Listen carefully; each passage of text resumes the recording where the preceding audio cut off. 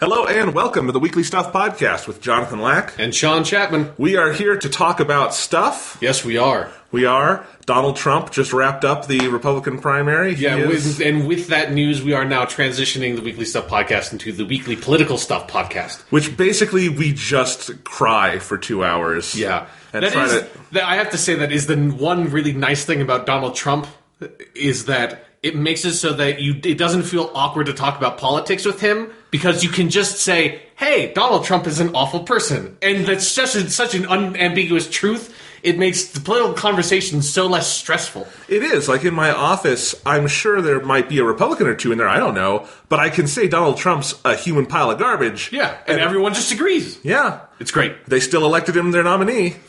No, that's just... people didn't do that. People did that. People didn't do that. Let's be serious. No, I mean, there are larger factors to that, but still. Yeah. Anyway, what other stuff has happened, Jonathan? I hear CNN playing upstairs, so I'm sorry. It's on my mind. It's the death. The death of the United States is really close, and, the United States has been dying all along. I just hope that when Führer Trump takes over, we can still do the podcast. Yeah, who cares? We'll have bigger concerns than that. I know. All right, so let's go ahead. That's very true. Let's go ahead and get started, Sean. Basically, we've been off for a little over a week. This is going to be a midweek podcast. We're still going to do one, this weekend, next week, because it's Captain America Civil War. Yeah. And it's going to be a calm before a storm week because we got Civil War coming up next week. Yeah. The following podcast will be Uncharted 4. Yep. The one after that will probably be cleaning up other stuff, and I've got other topics in mind that we've frankly been pushing off because this has been a surprisingly busy year. Yeah, it's been... there's consistent stuff to talk about so far. Yeah, usually in a year we tend to have to grasp for topics up until May. Yeah. But this year's been pretty easy to find stuff to talk about. So we've got lots of different news items this week, including the new companion on Doctor Who, a topic I want to call Whither Nintendo. Yeah. Which is basically what's going on there. News about the new Call of Duty game. But first, I want to talk about another video game soundtrack. Okay. You might have heard the music for the podcast opening. That was from Fire Emblem Fates, known as Fire Emblem If in Japan. And I've talked about that game a lot on this show because it's a great game. Yeah. And I got from Japan the Fire Emblem If soundtrack in. And if you don't know, I don't know if I mentioned this on the podcast before because I was really excited for it to come out. Right. It just came out.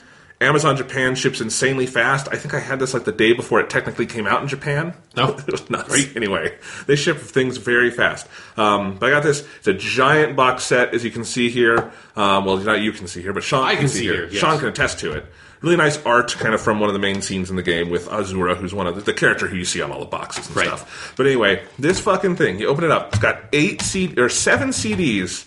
And 1 DVD. And I thought when I ordered it, the DVD would be like a DVD you put in your DVD player and it just has little movies and stuff, because that's what I'd heard. Okay, it's not. It's a data DVD. Oh. And it's a data DVD with 3 extra gigs of stuff you drag onto your desktop. What? So you've got 7 CDs of the soundtrack. So the soundtrack goes over 7 fucking CDs, which would be a fucking record length for one game overall. Yeah. And I know Fire Emblem Fate's technically 3 games, but it's still one product, I guess. Sure, yeah. So it's kind of a crazy thing. So you got 7 discs of music, an 8th data DVD. The data DVD, its big feature is it has a collection of MP4s, so video files, of all the animated cinematics in the movie in high definition. Cool. Which is really cool, because they are fucking gorgeous, and they were produced at a way higher resolution than I thought they would have been, because on the 3DS screen... Yeah, they're tiny. Yeah. But, you should look at these on your laptop or you could show them on your TV. They look really gorgeous. So that is one of the coolest things to have from this, because some of those cutscenes are really awesome. But then it's got 3 additional folders with more albums, basically. Jesus. There's a short one that is instrumental versions of all the vocal tracks. Okay. There are 26 additional tracks as its own set, and those are mostly pieces that were in Awakening that are reused in Fates, but have kind of a new remastering. Man. So they kept those to a minimum on the main CD collection, but then they're on the disc. And then there's another folder that has 90 more tracks, Jesus. And I'm not sure what those are. I haven't figured it out yet. Shit. Is it just like a bunch of the sound effects or something? No, it's music. But God damn. And I recognize some of it. I think some of it is still more stuff from Awakening. Some of it might be alternate versions. That's the album that I cannot find any translation stuff for online. Right. So I can recognize a couple of the title tracks, but mostly not because it's all in kanji. Right. So it's kind of crazy. Jesus, it is really awesome whenever you get a soundtrack for something that just has, like, every single piece of music produced for that thing on it. It's just nice to have something that's just completely comprehensive. It is, it is as comprehensive as it could possibly be. I spent an entire evening, this was Friday night, just basically ripping the CDs, compiling them, tagging them the way I wanted, putting in English titles, those sorts of things, so I can actually read the title tracks and stuff. It took me about 2 or 3 hours just to do all that, and when I was done and had all the MP3s in there the way I wanted them, it totals up to about 15 hours of music. God. It's insane. That is a lot of music. And again, Fates/If, it's a special case. It is 3 games in 1, but this has to be the longest soundtrack ever released for a single game, right? Yeah, I would think so. I can't imagine what would be longer. Yeah, I don't. They has to be the longest. Even like the Persona games, we think of as having a lot of music, but those 2-disc collections, you get pretty much everything. Yeah, no, like there's not, like there's a lot of music, but there's not like 15 CDs or whatever, like 15 hours worth of music in those games, no. Yeah, so it is insane. I'm really enjoying listening to it. I'm about 3.5 discs in, if we go by that. And they've arranged it in like a really smart way too. So disc 1 is kind of all the beginning stuff, basic stuff that is shared across the 3 campaigns, stuff from the early, because each campaign shares the first 5 chapters, all of that stuff. Disc 2 is all the stuff exclusive to Birthright. Disc 3 is all the stuff exclusive to Conquest. Disc 4 goes back to cross-game stuff, and it's mostly the social features, the kind of more, character-based side, the stuff you do at your castle hub world, all that. And then I think Disc 5 and 6... I'm not sure what they are yet. I know Disc 7 is mostly stuff from the 3rd campaign, which I have not played yet, and then some of the final songs that are shared by everything. And then, as I said, the data disc has just tons of stuff. Some of the songs are related to Amiibos. I know that because Amiibo is always printed in just letters, but I'm not sure what part of the... It might be those 86 tracks are Amiibo tracks. I don't know. Yeah. But there is so much stuff, and then you get this big booklet, which I'm going through right now, which has lots of cool art. It's also got interviews with the composers, which I cannot read, but it would be cool if I could. Not that you need to read this for this to still be a good value with all the music. Yeah, I mean, this is, with shipping, this cost me $68, and for that amount of music, that's kind of a steal. Yeah, like, when you break it down, like, that's got to be, like, 0.001 cents per song or something like that, per like minute of music. Yeah, so if you've played Fates and you love that game and its music, this is, I'm 99% sure, will never come out here. Japanese game music does not come out outside of Japan. Especially something that's like this massive. Like there might be like a more manageable OST version, but yeah. But if you want this, again, it's not that much. You can get it from Amazon Japan, which is really easy. There's an English language option on Amazon Japan. You would have to know how to type in Fire Emblem in katakana, or you could just go find that somewhere and cut and paste it in. Yeah. But pretty easy to find, and it is an awesome release. So just as a fan of that game, I've been listening to it, and it makes me really want to go and play that 3rd campaign, which I have not hit yet. I was kind of thinking of waiting to do that over the summer once I'm done with Bravely Second and everything, but now I'm thinking I might have to push Bravely Second back again because I'm about to finish Digimon. Okay, great. Gotta talk about Digimon. Yes. So, Digimon Story Cyber Sleuth, awesome game. Absolutely. It gets better with pretty much every passing hour. Mm-hmm. Incredible. I'm at about 52 hours right now. Yeah. I am very near the end. Sean, a couple weeks ago, you talked about how... It's a couple weeks, could be months at this point. We've been talking about Digimon so long. I don't know. But you talked about how you got to a point in the game where, very clearly, the game is about to end. Yes. Kyoko, the detective who works with you, says, Takumi, just so you know, once you go through that portal, shit's gonna go down. If you have anything left to do, wink, wink, you should do it now. Yeah. And I'm at that point, and I went back from the tower you're on at that point, and I've been doing a couple of little side quests. But I had played a lot last night, so I saved and quit, and I have not gone back yet. So definitely by the next podcast, I will have finished a Digimon Story, and I'm looking forward to finishing it because Uncharted 4 is coming out, and I have other things I'd like to play. Although, I am not tired in any way of Digimon. It is incredible how much time I've spent with that game, and really, if anything, gotten only crazier and more obsessive, because I am deep into the Digivolution stuff where you're going down the tree and up the tree and back down the tree. When you get to the end of the game, that's when you're like looking at it's like, oh shit, like I need to get this guy's like ability to 80 or something to make this other Digimon. So I'm like gonna like Digivolve you all the way back down to a Koromon and then like go through this other path to get this like heal skill that I want, and then like arrive back here and then Digivolve to this thing, and it's like, holy shit.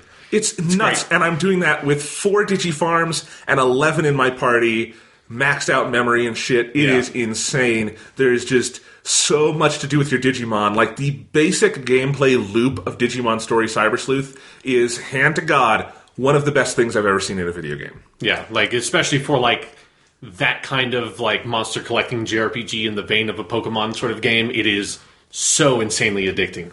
Addicting and good. Like, it's it's very good and well done. Yeah, it feels rewarding to engage with. I mean, I am sure we are going to, in the coming weeks, do a full Digimon episode once I finished it. But I will just say one of my main conclusions at this point is that this is such an insane product, and so kind of without peer to me in what it is, which is a licensed, version of a bigger media empire. Yeah. It would be like if Dragon Ball Z just suddenly came out with something on par with, like, Chrono Trigger as an RPG. Right. Like, if Chrono Trigger, which was designed by Akira Toriyama, the author of Dragon Ball, if that was a Dragon Ball game. Right, yeah. It was, like, this seminal, like, piece of, like, JRPG history.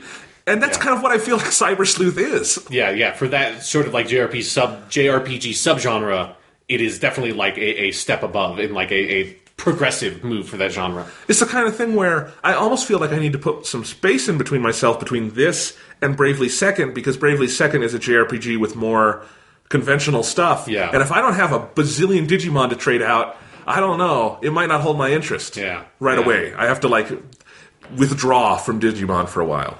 But it's great. I am loving that game so much. It gets darker and weirder and into some very interesting psychological territory near the end. Yeah, the story gets interesting for sure.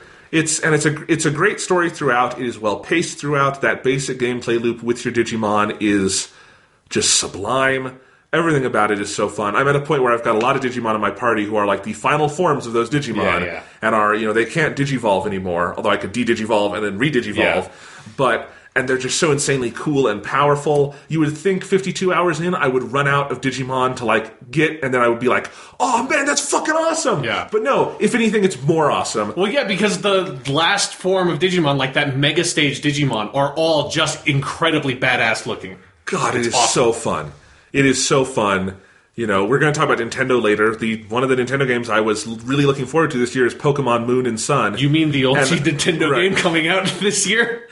There are games coming out on Nintendo consoles I'm looking forward to, but yes, that is really the only Nintendo game. Anyway, we'll get to that. But now I'm wondering if Digimon very well might have just ruined Pokemon for me for life, because I'll be like, well, this Charmander's kind of cool, but that's not Agumon. That's not Agumon, and he can't Digivolve 20 times and become... I don't even know what my Agumon... I don't know what my Agumon became. I'm at the point... I've lost track of my original starter Digimon. I don't know where he is. I could trace it back and find him. I couldn't, in my game, by the time I got to that point, it was so gone. I could kind of remember the third time I Digivolved him, but past that, it was just like, nope, he could be any of these guys. I have absolutely no idea. It's insane. And I just read an article on Kotaku last week where they were talking about the newest Digimon game in Japan. Yeah. And apparently that one is even more complex in its Digivolution system, which is Japan... God bless you. Yeah, keep on doing whatever the fuck you're doing right now with games. You are doing it right. Yeah, it's impressive. No, this is a great year for Japanese games. Yes, it is. My top 10 list, I think, this year is mostly going to be Japanese games. Obviously, stuff like Uncharted 4, unless it somehow sucks, will be on there. Yeah. But there's a lot, and a lot left to come out, and I'm so fascinated. And the thing is, if it were not for the looming presence of Persona 5... I would have a tough time imagining what would go above Digimon Story for me. Right, yeah. Because it's such a good game. But anyway, that's our Digimon talk for this week. Well, before we move on, I just want an update, because we've done this for the past ones. Now that you're basically at the end of the game and you've seen a lot more, what is your favorite Digimon? Oh, I'm at a point where I'm getting new ones so rapidly, I don't remember all their names. Okay. There's one I've been using as kind of my go-to in every battle named Magnadramon. Yes. Who is like this purple floating feline kind of thing. Yeah. And that Digimon is awesome just from a utility standpoint, and I think it's a cool design, and it's an evolution of a Digimon I've had in my party for a very long time and I've been working with, and I love that Digimon. Yeah, that's like Angewomon's Digivolution, I think, if I remember correctly. I liked Angewomon, and who I had, I think that was Gatomon became... Yes, and that is like the canonical Digivolution path for that. Okay, cool. So I love that one. I just got this last night before I fought a big boss, but I've been having him in my party just so he follows me around outside. It's the big Digimon who has like a laser, like a light sword that has like a crescent moon on it, and then like a light cape. Oh, is it like Galgamon or like Mock Galgamon or something like that? I don't think it's Mock Gal. It's something like that. Right. I would have to look it up, but it's gigantic. It's the biggest one I've had. Has this giant, as I said, light beam on it, and has some cool moves. It's and like the specials once you get up there with some of those Digimon are fucking awesome. So yeah, I will maybe have a better answer next week. I'll think about that. Okay. But yeah, because if I remember, you had like Gargamon and then War Growlmon. War Growlmon. Loved War Growlmon. Don't know what happened to him. He's somewhere now. That happens. Yeah. No, there's so many good ones, and the hardest part about that game is that I can pack my party as full of as many cool Digimon as I want.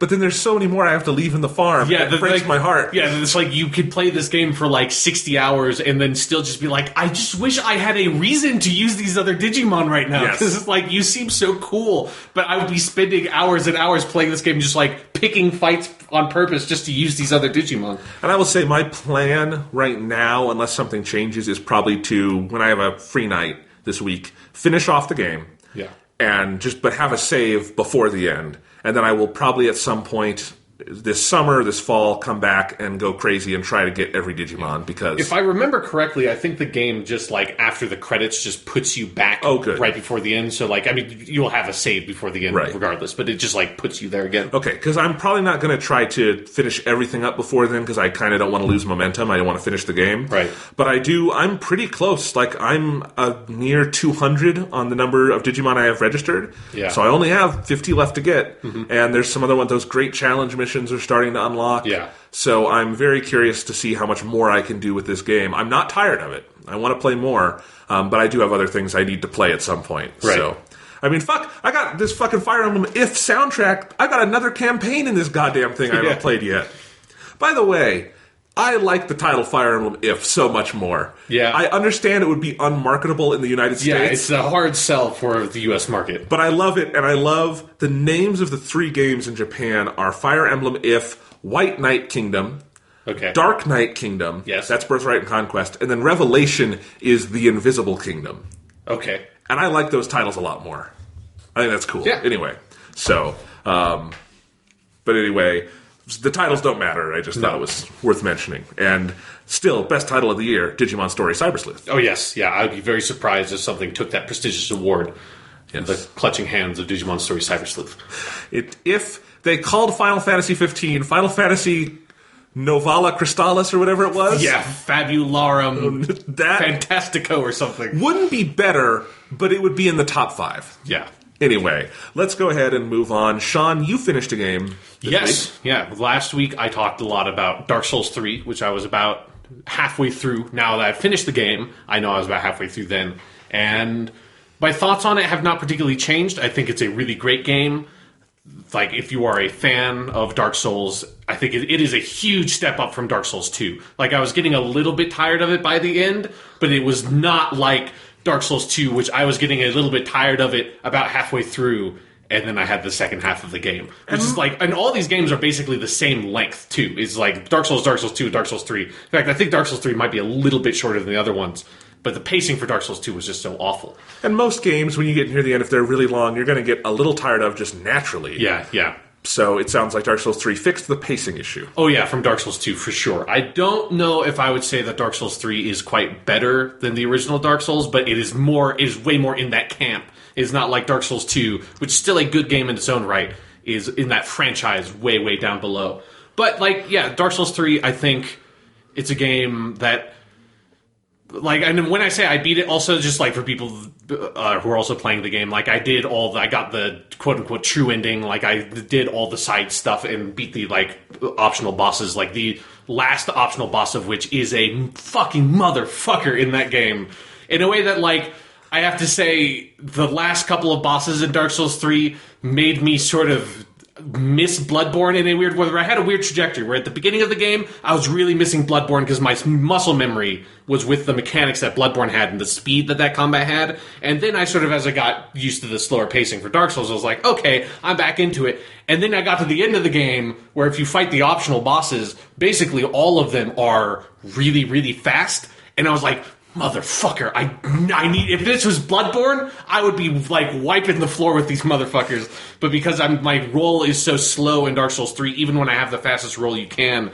by like stripping down your equipment, it's still not fast enough. It was like a weird feeling of like in like a mech anime or something where it's like the ace pilot's like my machine can't keep up with me, like I'm too good. It's like my mech can't do this anymore. That's what it felt like playing with the controller fighting some of those last bosses. Like the game just like the game can't, like my controller can't keep up with what I'm trying to do. Like my guy is just like 3 moves behind what I'm wanting him to do right now. So yeah, the game gets pretty intense at the end, and I had a really good time with it. Awesome. Dark Souls. Yeah. You have played 4 of these Souls games in 4 years. Yes. Basically. Or 3 years. What do you want to happen to this, weird little subgenre series that has come up? Take a break. Take a break. Because that's like with Dark Souls 3, I really liked it. And like I said last time, I talked about that the game feels like it is very conscious of the sort of like cycles that these games have been committing ever since like the original Demon Souls. And like there's like certain patterns and stuff that reemerge of like a dragon that attacks you on this like stony bridge that is basically in all those games other than Bloodborne, or like stuff like that. That these things like the swamp area and there's like a lava area and stuff like that you eventually find that have these very specific patterns that have repeated through all these games. And Dark Souls 3 is very conscious of that and plays on that, and I think it's very smart. And so much that like there are specific areas in Dark Souls 3 and specific bosses and enemies and stuff that are clear references to like an area from Demon Souls, or this is like an area from Dark Souls 2, or there's even like an area that like is basically Yharnam from Bloodborne. Like it might as well be. Like obviously like they couldn't because the licensing stuff is different for those 2 games, but the game is very aware of, and it thematizes that idea of the cycles of like over the course of history, there's been all these characters linking the fire over and over again, and that's what all those games have ultimately been about, and that cycle keeps on repeating in the way that like Mass Effect was about that kind of stuff. And I thought the way that Dark Souls 3 handled that was really smart and interesting and made the story a lot more compelling than it was for me in Dark Souls 1 or 2.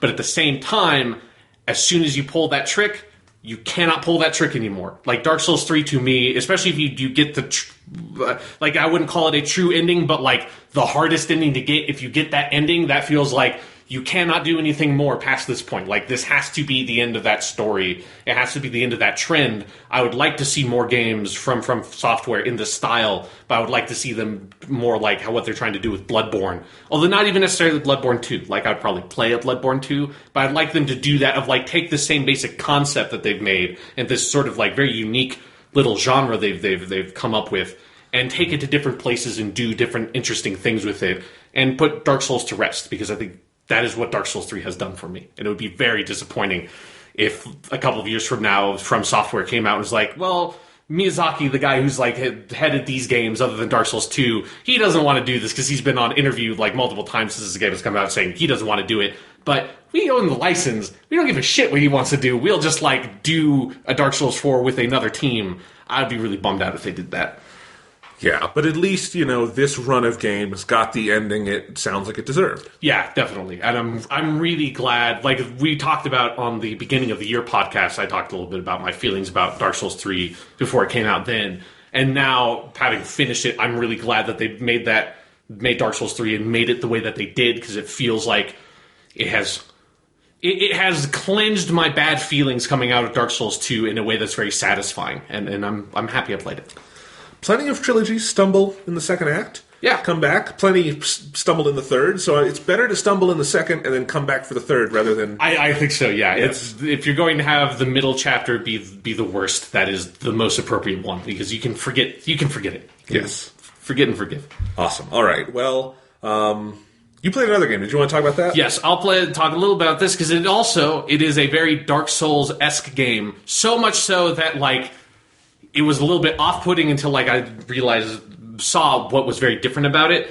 But to continue my trend of this inexplicable trend I've created for myself on this podcast of playing different like pre-release game stuff of like different betas and stuff, over the past couple of days, this alpha demo is what they're calling it, came out for a game called Nioh, which is spelled Nioh. It is Japanese. It basically means the benevolent king, although I think it's also like a Buddhist, or like, I think it's a Buddhist like mythological character kind of. And it's a game that has a very, very complex development history that I'll summarize a little bit here just to like, I think it's something that needs to be talked about because it's a game that has been in production hell and it's basically vaporware since 2004. Holy shit. Yes. So, because this is a game I feel like I have seen little headlines about it here and there for a long time and never really paid attention to it until I played this demo and I heard that the alpha demo was interesting. And then after I played some of the alpha demo, I looked at the production history and it basically goes something like this.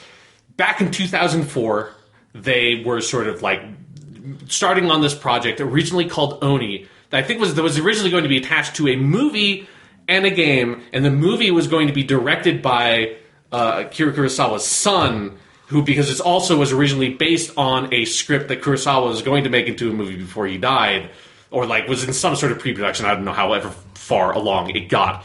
And it's sort of, I have no idea how much of that project remains in this, because it's obviously been a long time, and this does not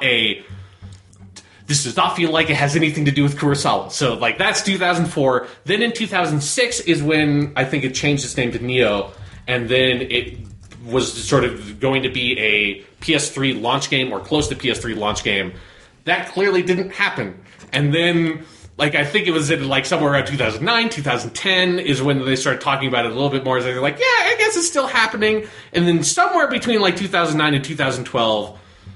they basically said, because it's Tecmo Koei was making the game, or it was originally Tecmo, and then over the course of this game's development, it became Tecmo Koei. Tells you about how long this game's been in development.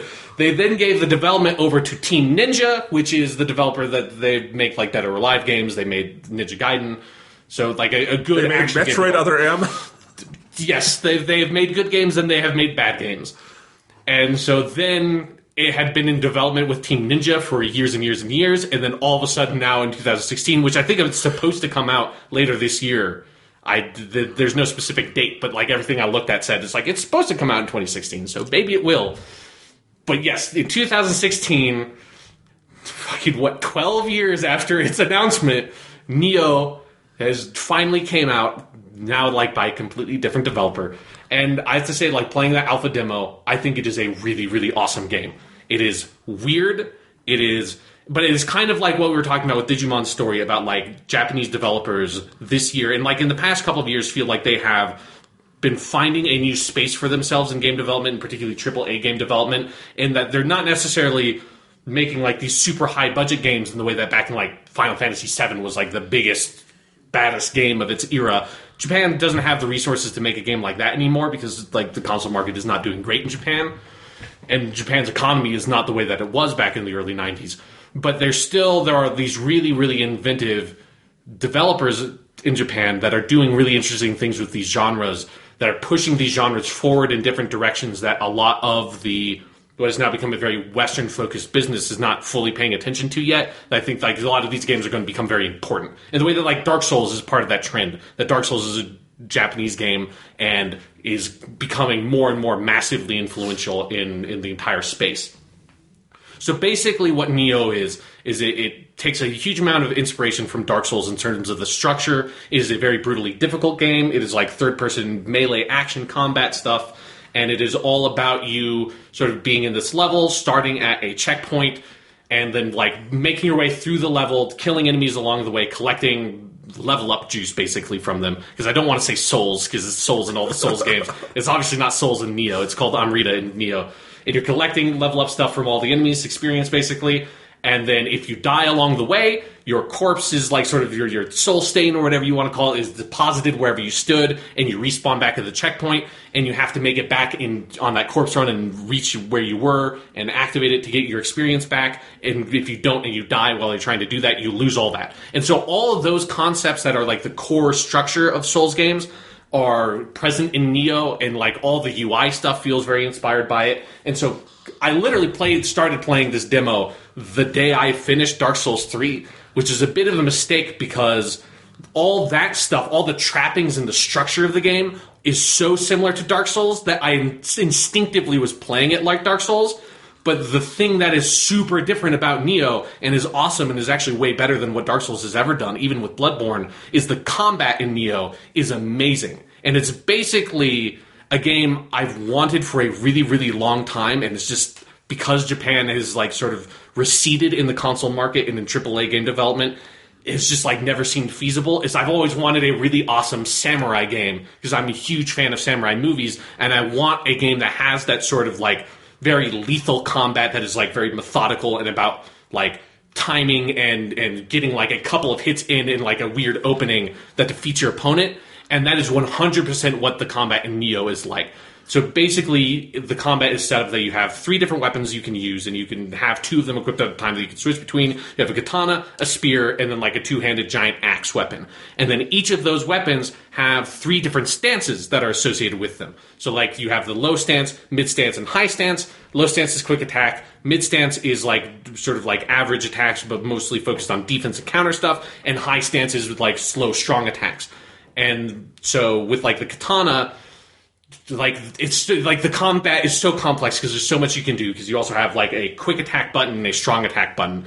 So basically within that sort of scheme of combat they've made, you can unlock different skills that do different things that are different sort of combo attacks you can do.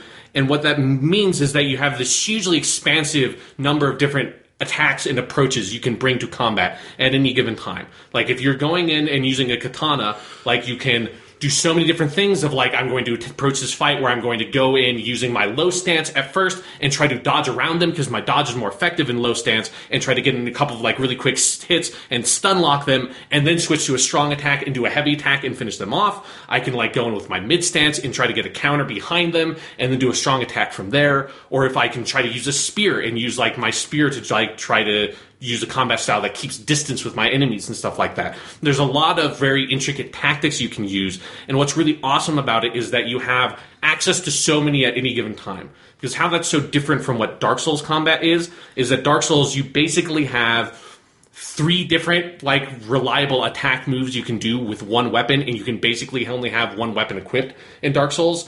So how Dark Souls combat works is that you pick whatever weapon you like to use. Like, I want to use this broadsword. You learn what its basic like attack set is for that broadsword, and you're probably going to use that same weapon for most of the game and approach almost every single combat scenario in a similar way. Because every combat scenario you're going to approach how is the most effective way I can use this weapon that I've leveled up and gotten used to defeat this one enemy. In Neo, because they focus on there are 3 different weapon types, and those 3 different weapon types have a lot of different moves, every enemy approach, you're like, I can approach this combat scenario in a billion different ways. And that was, so it's a very difficult game because you can die very easily, though you can kill the enemies very quickly if you know what you're doing as well. So early on in the demo, and I think a lot of people have had this experience, I was just sort of flummoxed because I was trying to play the game like Dark Souls, and I just didn't understand, like, I didn't know how to approach the combat. It's like, why do I use these different stances? What are all these other moves? And there's all these, like, crazy mechanics, like there is a stamina bar mechanic that is basically like active reload for your stamina bar, where after you finish a combo of attacks, your stamina bar starts like refilling to like the point of where you started that string of attacks, and if you hit R1 when it refills to that point, you will regain all that stamina, but if you miss it, all the stamina is lost. So if you're really good with that technique, you can keep like strings of attacks going fucking constantly. And then on top of that, another thing that's very different is that you can see your enemy's stamina bar, and so a huge part of the combat is that there are whole different like moves that you can pick, like putting in, if I do like circle, circle, triangle with my sword in mid stance, it will end the combo with a kick attack that does a lot of stamina damage. So all of a sudden, you can approach it, like your tactics can become, I'm going to deplete this character's stamina, and use that to like weaken them and knock them to the ground and pull off like a powerful attack on them then. And so it's just this game that takes those trappings of Dark Souls and just decides what we're going to do with that is keep all that stuff the same, because all that stuff works and is an interesting way to approach a very difficult third-person action game that's a lot more sort of modern than what like Ninja Gaiden was in 2004. And we're going to take that, but we're going to take Team Ninja's flair for developing really intense, difficult action combat that's a lot more sort of complicated than what Dark Souls offers, and we're going to fuse those two things together. And then on top of that, we're going to make it a loot game as well, because every enemy you defeat drops like a different helmet or a cool katana or something. I love loot. You get like so much fucking loot in this game. And one of the most satisfying things in the world is that the loot you get is completely persistent. So even if you're dying all the time and keep on losing all your experience points, basically, because you can never get back to where you died, all the equipment you've been getting from killing people stays, and you can sell it at the shrine, your checkpoint. And so, like, after an hour of playing the game, what I would do is I would go to the shrine and be like, oh man, this area is really tough, I'm getting my ass kicked. But now I have, like, 500 different helmets and all this shit, and you just go into the shrine and you go to, like, your list of all your items, sort it by, like, usability, or, like the value, like, armor value of it, and scroll to the bottom and just mash X as quickly as possible. It's a super satisfying feeling, as you just accumulate huge amounts of different, like, money and stuff to then use to level up.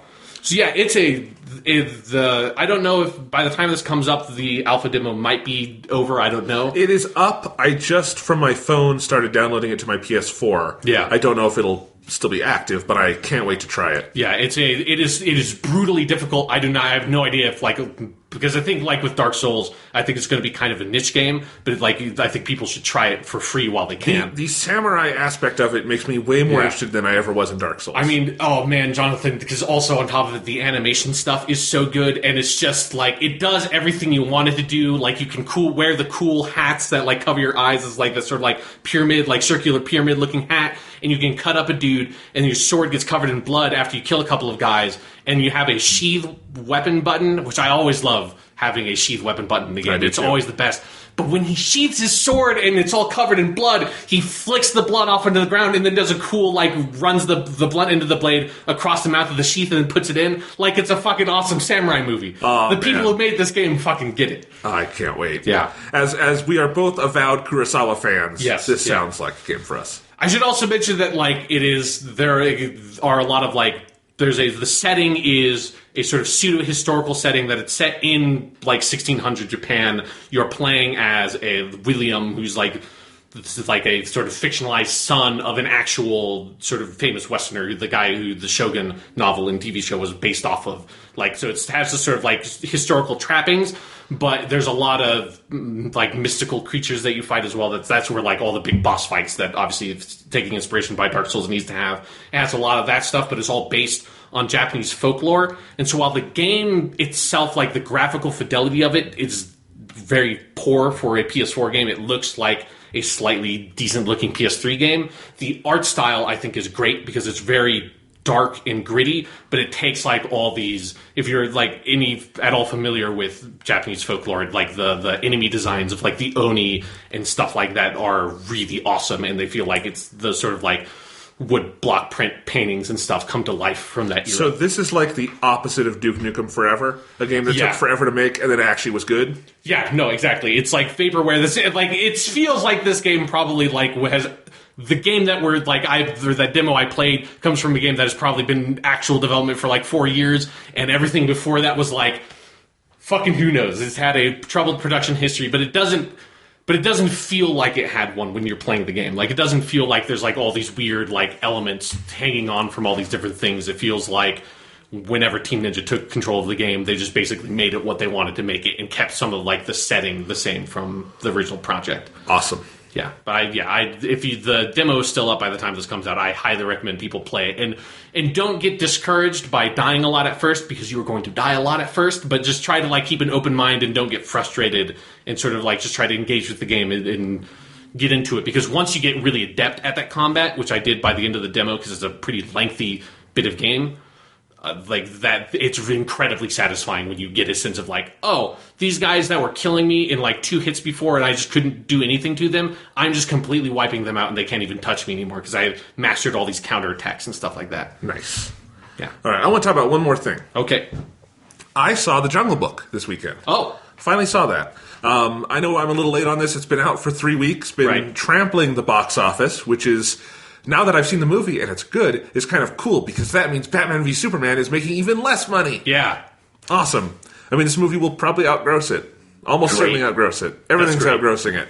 Anyway, The Jungle Book is directed by Jon Favreau. It's the Disney version, because there is another Jungle Book movie coming out in a few years from Andy Serkis. We'll talk about that later. This is great. I know I had said on the podcast this is not a movie from the trailers and whatnot I was looking forward to. Right. And I stand by that, but I will say, part of, I think, those trailers is I don't know how I would cut an ad for this movie. It is something you have to see and look at in context and get used to, because there really has never been anything quite like it. I'm going to talk a lot about the effects. It is not just the effects that are good. It is a really good script, a very good story. It is not just a rehashing of the Disney movie. It takes from the Rudyard Kipling stories. It takes kind of the structure of the Disney animated movie, but it's also its own thing. Right. And so that's great. It's got its own kind of takes on the characters and whatnot. It feels like its own movie with a reason to exist, which a lot of these Disney live-action films, they've been their own movies often, but they have not felt like they had a reason to exist. This is a good version of all that. Jon Favreau has always been good with character and with humor and with pace, and I think all of that is on form here. What I did not know Jon Favreau had in him, and I don't think anyone knew he had this in him, is the effects wizardry on this. Yes, he made Iron Man and Iron Man 2, but even among Marvel movies, those are not particularly effects heavy. Yeah. You have the Iron Man suit, and that's kind of it for a lot of it. I mean, yeah. And even then, it's often a practical suit. So those are not like the most effects-heavy things. The Jungle Book is kind of an animated movie. You've got the kid, and he's real, but the rest of it was shot on blue screens in Burbank. And I think a lot of what you're looking at must be plates that they shot in India. I know they did have a crew in India just shooting foliage, so they had reference material, but I don't know how much of that is CGI, how much of that is props that they built, how much of that is just, as I said, plates. But it is one of the most, if not the most, seamless effects worlds I've ever seen in a movie. Like, think about the hype that surrounded the effects in Avatar. Right. That is what the Jungle Book lives up to. Okay, yeah. Because Avatar was overhyped on those effects. Oh, God, yeah. Because some of the, I think, backgrounds and the locations are really cool, but it's motion capture with blue people. It's not like, I don't think the Na'vi never struck me as being like, oh, this like true technical marvel. Like when you look at the Na'vi next to like Gollum, that never felt like, oh yeah, this is like a huge step forward. No, it is a step forward in the Jungle Book because the animals are photorealistic. I have never seen fur rendered anywhere near as realistically as it is here. It is. And it's not even the uncanny valley. I was going to say it's eerie. It's only eerie because you know it's not real. Right. That animals don't actually talk and stuff. But it's not eerie in that way where it's like creepy. It like, you know, Bagheera the panther looks like a panther. Baloo looks like a bear. Shere Khan looks like a fucking tiger. And when Shere Khan, voiced by Idris Elba, looks like an actual tiger, he's scary. Cool. He's a scary motherfucker. But those look like real animals. But then they talk, and yet the talking does not look unnatural. That is the most amazing thing about this movie to me, is they found a way to move the characters' mouths and facial expressions and have them talk with celebrity voices, and it feels completely natural.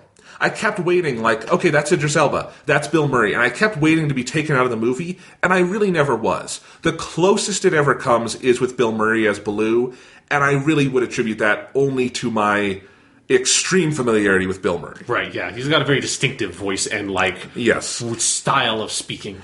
But it's a great performance. This is Bill Murray not phoning anything in. He is doing phenomenal work here. They have tailored Baloo's character so well to the Bill Murray persona, and the animation fits the voice. So, really, there's nothing wrong with it other than Bill Murray sounds like Bill Murray. Like I would say Idris Elba is going even deeper than he usually is, and he's very much playing the villain, and he gets so in character, you really don't think about it being Idris Elba. Right. Bill Murray can't do that. Bill Murray sounds like Bill Murray, you know? So that's just kind of the interesting thing. But no, the animals, they look, it's so cool. Like the monkey, the King Louie, who is voiced by Christopher Walken, which is one of the greatest things we as human beings have ever achieved. Okay. Is Christopher Walken doing King Louie. But King Louie in this is a Gigantolopithecus. And I know that because they say it in the song. They add it to the lyrics. Okay. And that is apparently, I read afterward, a real species of ape or whatever it is in the Indian jungle. Yeah. And it's this giant ape. or orangutan or something. I don't know all the species of these. The orangutans are apes. Okay, You're giant okay, orangutan. you're cool. And like the hair and the face and stuff on that ape are so real, I couldn't believe it. Like, it is just unbelievable how real that looks. But it's got Christopher Walken's voice coming out of it, and it all sounds natural somehow. This movie is pure magic on that level. And as I said, it's a very good movie. The kid they got to play Mowgli is fantastic. He is just right for this. A much more interesting version of Mowgli than in the animated movie. Sure, yeah. Because when I watched the animated movie again recently, I did watch it again just because I was kind of curious to compare it to the new one. And I love that movie. It's one of my favorite Disney movies. I love Baloo. He is one of my favorite Disney characters. Yeah. I love Bagheera. There's a lot of great stuff in that movie. It's very episodic. Like, it almost feels like it's a series of shorts. Yeah. And I love almost all of it. Mowgli is by far the least interesting thing in that movie. Yeah, no, for He's sure. just kind of a whiny little bitch. So, you know, which it's okay. He's going through some hard stuff. Yeah. But no, they make his journey very interesting in this. I think they do the relationship with Baloo spot on, but it is not the same relationship as from the animated movie. It's kind of the same core where Baloo is somewhat irresponsible, and he wants Mowgli to be irresponsible with him, and then they both have to grow up. But the steps they take on that are very different and very interesting. And they push things pretty hard in this movie. There are some legitimately scary things in it. The person I was seeing this with, both of us, when the scene with the snake Ka came up, we were both like recoiling in our seats. It is a terrifying scene because that snake, they have, the giant frame, and the snake is draped on a branch over here on the left and way back in the foreground or on the background on the right, and it's just everywhere, and it looks like a real boa constrictor. It's not a cartoon snake in the slightest. Right. And that's terrifying. And the Scarlett Johansson voice, I had made fun of it. It's a good choice. She has a voice that is kind of expertly creepy when paired in that setting because she can do that quiet, hypnotic thing with her voice. If you've seen the movie Her or her few lines in Under the Skin, things like that, like clearly Jon Favreau has seen those and that's why he picked her for this. Right. It's not just celebrity casting. It's a really interesting take on that character and how they do it. But throughout, I mean, this is a fantastic movie, and I would say, I keep wanting to say it's one of Disney's best recent movies. But Disney's kind of been on a roll recently, frankly. I mean, they just did Zootopia, right? They just did Zootopia. They have done, things like Big Hero 6 and Wreck-It Ralph and Frozen and tons of great animated movies. I think their live-action side has been rockier. But this is really good, and it kind of makes me wonder if some of their other upcoming live-action animated remakes could also be really good. Because they've got that Beauty and the Beast one coming up. Also sounds like a bad idea in theory to me. But who knows? The difference, or not the difference, like the Jungle Book, there are fantastic live-action versions of that story out there. Right, and so it's not like it can't be done. Like, I think doing a live-action Maleficent or something is just stupid, you know? Yeah. But, like, I can see Beauty and the Beast working. It's Bill Condon, who is an interesting filmmaker. And, I'm really curious if it goes in a similar direction where they've got an interesting view on this. Maybe it just took them a couple movies to get something interesting going, or maybe it's just Jon Favreau is an interesting filmmaker and had a vision for this. But I get the sense it was kind of a communal effort with him and people at Disney and a big team thing. It's not just like an auteur thing, because I wouldn't call Jon Favreau an auteur. I think he's not that identifiable in his filmmaking, even though I love a lot of his movies. He's a really good filmmaker. Yeah. But anyway, so this is cool, and I feel really bad for Andy Serkis because if you don't know, he is directing for Warner Brothers a CGI motion capture Jungle Book movie because Jungle Book is public domain. Yeah. This one obviously won't use the Disney songs, but other than that, they can use character names and stuff. And it's also star-studded. It's Andy Serkis as Baloo, but then it's got people like Cate Blanchett in it, other stars. And I'm actually interested to see it because I think Andy Serkis is an interesting guy. This is the first movie he has solo directed. He did second unit on the Hobbit movies. He obviously knows motion capture better than any human on this planet. Yeah. And I would be curious to see what he does with it. The problem is this Jungle Book is so good and it has such a level of cultural penetration right now, being a huge hit, being something that they are surely going to make a sequel for, all this stuff. That when that actually comes out, I mean, how do you even market that? Right, yeah. And I think they probably would have just scrapped it, but they've already started shooting. So what do? It's crazy. I don't know. You just throw in some weird celebrity voiceover that changes everything. It's like cut the movie. So it's it's not Jungle Book anymore. It's a totally different story about Indian kid forest in jungle, novella. Yeah, with a bunch of talking animals. It's not Jungle Book. Because how do you market that with, especially if they are going to make Disney is going to make a Jungle Book 2? That could conceivably come out at the same time. Yeah, that would be very weird. That's like a really weird example of that like 2-movie phenomena where like 2 very similar movies come out at the same time. Yes. This is like 2 movies based on the exact same property coming out at the exact same time. Crazy. It's the closest I feel like we've recently had is Sherlock Holmes, the Robert Downey Jr. movie, and Sherlock, the TV show, started airing the same month. Yeah. But that's TV and movie, and one was the past and one is present day, so that didn't feel as weird. Yeah. But it's not going to be like modern Jungle Book or anything. No. Although you could do that, like a kid gets into the forest and like loses his cell phone, and Baloo raises him. No, but Baloo just spends all of his time on the internet, like in like weird little forums. I can totally see that modern Jungle Book. That'd be great. All right. I don't think I have anything more to say, but I was going to say something and I forgot. So, oh well, we can move on. Oh no, I did want to say it was also just saw this in a theater, big screen. Definitely see it that way. It is a really just miraculous theatrical experience, and I have not been to the movies much this year. I'm very glad I went and paid to see this in a theater because it was totally worth it. Cool. So that's the Jungle Book. Let's go ahead and move on to some pieces of news, Sean. Okay. And I'm going to save the biggest stuff for the end as our topics. All right. So we'll hit some of the easier things, starting with we have a new Doctor Who companion. We do. Basically, the day after our last podcast was recorded, although it came out a few days later. Yeah. They announced during a football game, I think, right?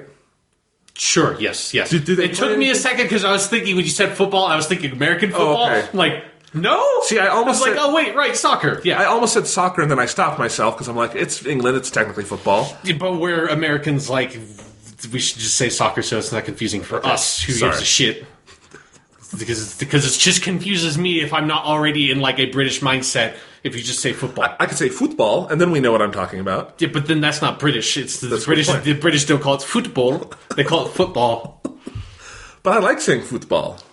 Okay, anyway, Pearl Mackie. They announced Pearl Mackie will be the new companion for Doctor Who. She is largely an unknown to TV and film, although she is currently starring in, I think, The Curious Incident of the Dog in the Nighttime, which is a stage play in England, and very acclaimed for that. So she is acclaimed in what she has done so far in her career. And normally with a companion announcement, we wouldn't have much more to say beyond that, but they released a video. Yeah, they released a little, 3-minute sort of, teaser video that's clearly not, I think, taken from an episode or anything like that, but it's just specifically shot to sort of, tease what the Doctor and this new companion's relationship is going to be like. What did you think of the video? I thought it was awesome. I thought it was I thought, it was just a cool move on the BBC's part, and with, by whoever, decided to do that, if it was Moffat or, one of the other producers, whoever thought, hey, let's do this to try to introduce this new character, especially that we have this whole year off from Doctor Who. It's we could take a weekend to shoot this thing because we're not shooting for the actual season yet. And so I think that was just such a cool idea and way to do it, and I thought the execution on it was really cool because it's just a short little 3-minute scene of the Doctor and this new companion Bill running away from a Dalek through a space-looking hallway that's obviously a set that they had just hanging around in Wales or whatever, and then they stop and the Doctor and Bill have this conversation, and she sort of starts taking the piss out of Doctor Who and out of it's oh, it's going to kill us, it's going to kill us. It's well, but it doesn't, it has a plunger, why a plunger, and that kind of stuff. It's not the most original comic material in relation to Daleks and Doctor Who, but I thought it was a good sort of sneak peek at what that sort of relationship is going to be like, and made me really happy with this new companion choice, because she seems she's clearly not from the future. She's clearly not an alien, and she's clearly not from 1600. She's probably from the 80s, because she did not seem like she was quite contemporary. I think she's a little bit past, because she was she looked a lot like Ace. I mean, at least in terms of how she was dressed, and that was a cool thing. And I just thought her back and forth with Peter Capaldi was really good. So I just thought it was a cool little thing. Basically what they did is they took the most stereotypical of Doctor Who scenarios, which is the Doctor and his companion running away from a Dalek, and put her in there just so you can get a feel for how to acclimate to this person. Yeah. And it felt good. It felt, and I will say the number one thing, it felt very different than Clara and the 12th Doctor. And that's all I'm looking for. I want them to go in a new direction, because Clara is not someone you can try to imitate. Yeah. And and it felt good. You could tell she and Capaldi have chemistry. You can see why walking into an audition they would feel good with that. And I'm excited to see more of those adventures. So yeah, it's like she doesn't feel crazily different, but she feels like the most different companion we've had since Donna on New Who, like by far. Yeah. So it'll be really interesting. And I wonder how much of those little character details will even be in the final version of the character. Yeah. I wonder if they weren't trying to hint that the characters from the 80s with like some of the Back to the Future stuff and how she was dressed, or maybe that's just how Peromaki was dressed that day. I have no idea. No, and that could be a fun direction. I think the Doctor Who team is on such a crazy hot streak, I kind of implicitly trust them with whatever they want to do. But it's exciting. It reminds you that we do have more to come, even if it mostly will not be this year, that we have more to come with Stephen Moffat and Peter Capaldi and now a new companion. And it's just fun to see Peter Capaldi with someone else, because we haven't seen that yet. Yeah. I also love there was like a really cute story that came out of this where, because she's, as you said, she's on that play right now in London, and Peter Capaldi, after like he and like all the like the people involved with Doctor Who knew that she was already cast as the companion, he went to see that play. And then apparently the staff at the play invited him backstage because they knew who he was. So he visited him backstage, and there's like a picture taken that was like put on Facebook and all this stuff. And it's like him and the whole cast and Pearl Mackie. He's like in the center, and she's on the edge because they couldn't act like they knew each other. Right. Because they only knew each other from the Doctor Who stuff, which wasn't announced yet. And so he talked about that in an interview like the day after the announcement. It was like a really funny story. Awesome. Yeah. Man, one of my favorite things about Peter Capaldi being on Doctor Who is the interviews. Yeah, he's so good at giving them, like, he's such a smart, funny guy, and he's such a massive fan of the show. He so gets it. Yep. Yeah, it's a lot of fun to, like, hear him talk about that stuff. I gotta say, how intimidating must that be as a theater cast to have fucking Peter Capaldi in the audience and then come back and... Because he's like a god in England, you know? Yeah, I know. He's kind of one of the elder statesmen of the British acting scene. Yeah. So... That's awesome. I cannot wait for more Doctor Who, and it's nice to know, because they're doing this because they're about to start shooting, so they can't keep it a secret for much longer. So I am very excited to see what they come up with, even if it will be a while before we see it. Yeah. All signs are good on the new companion. I'm very happy about that. Yes, they didn't do something crazy and have like the companion be a Dalek or something.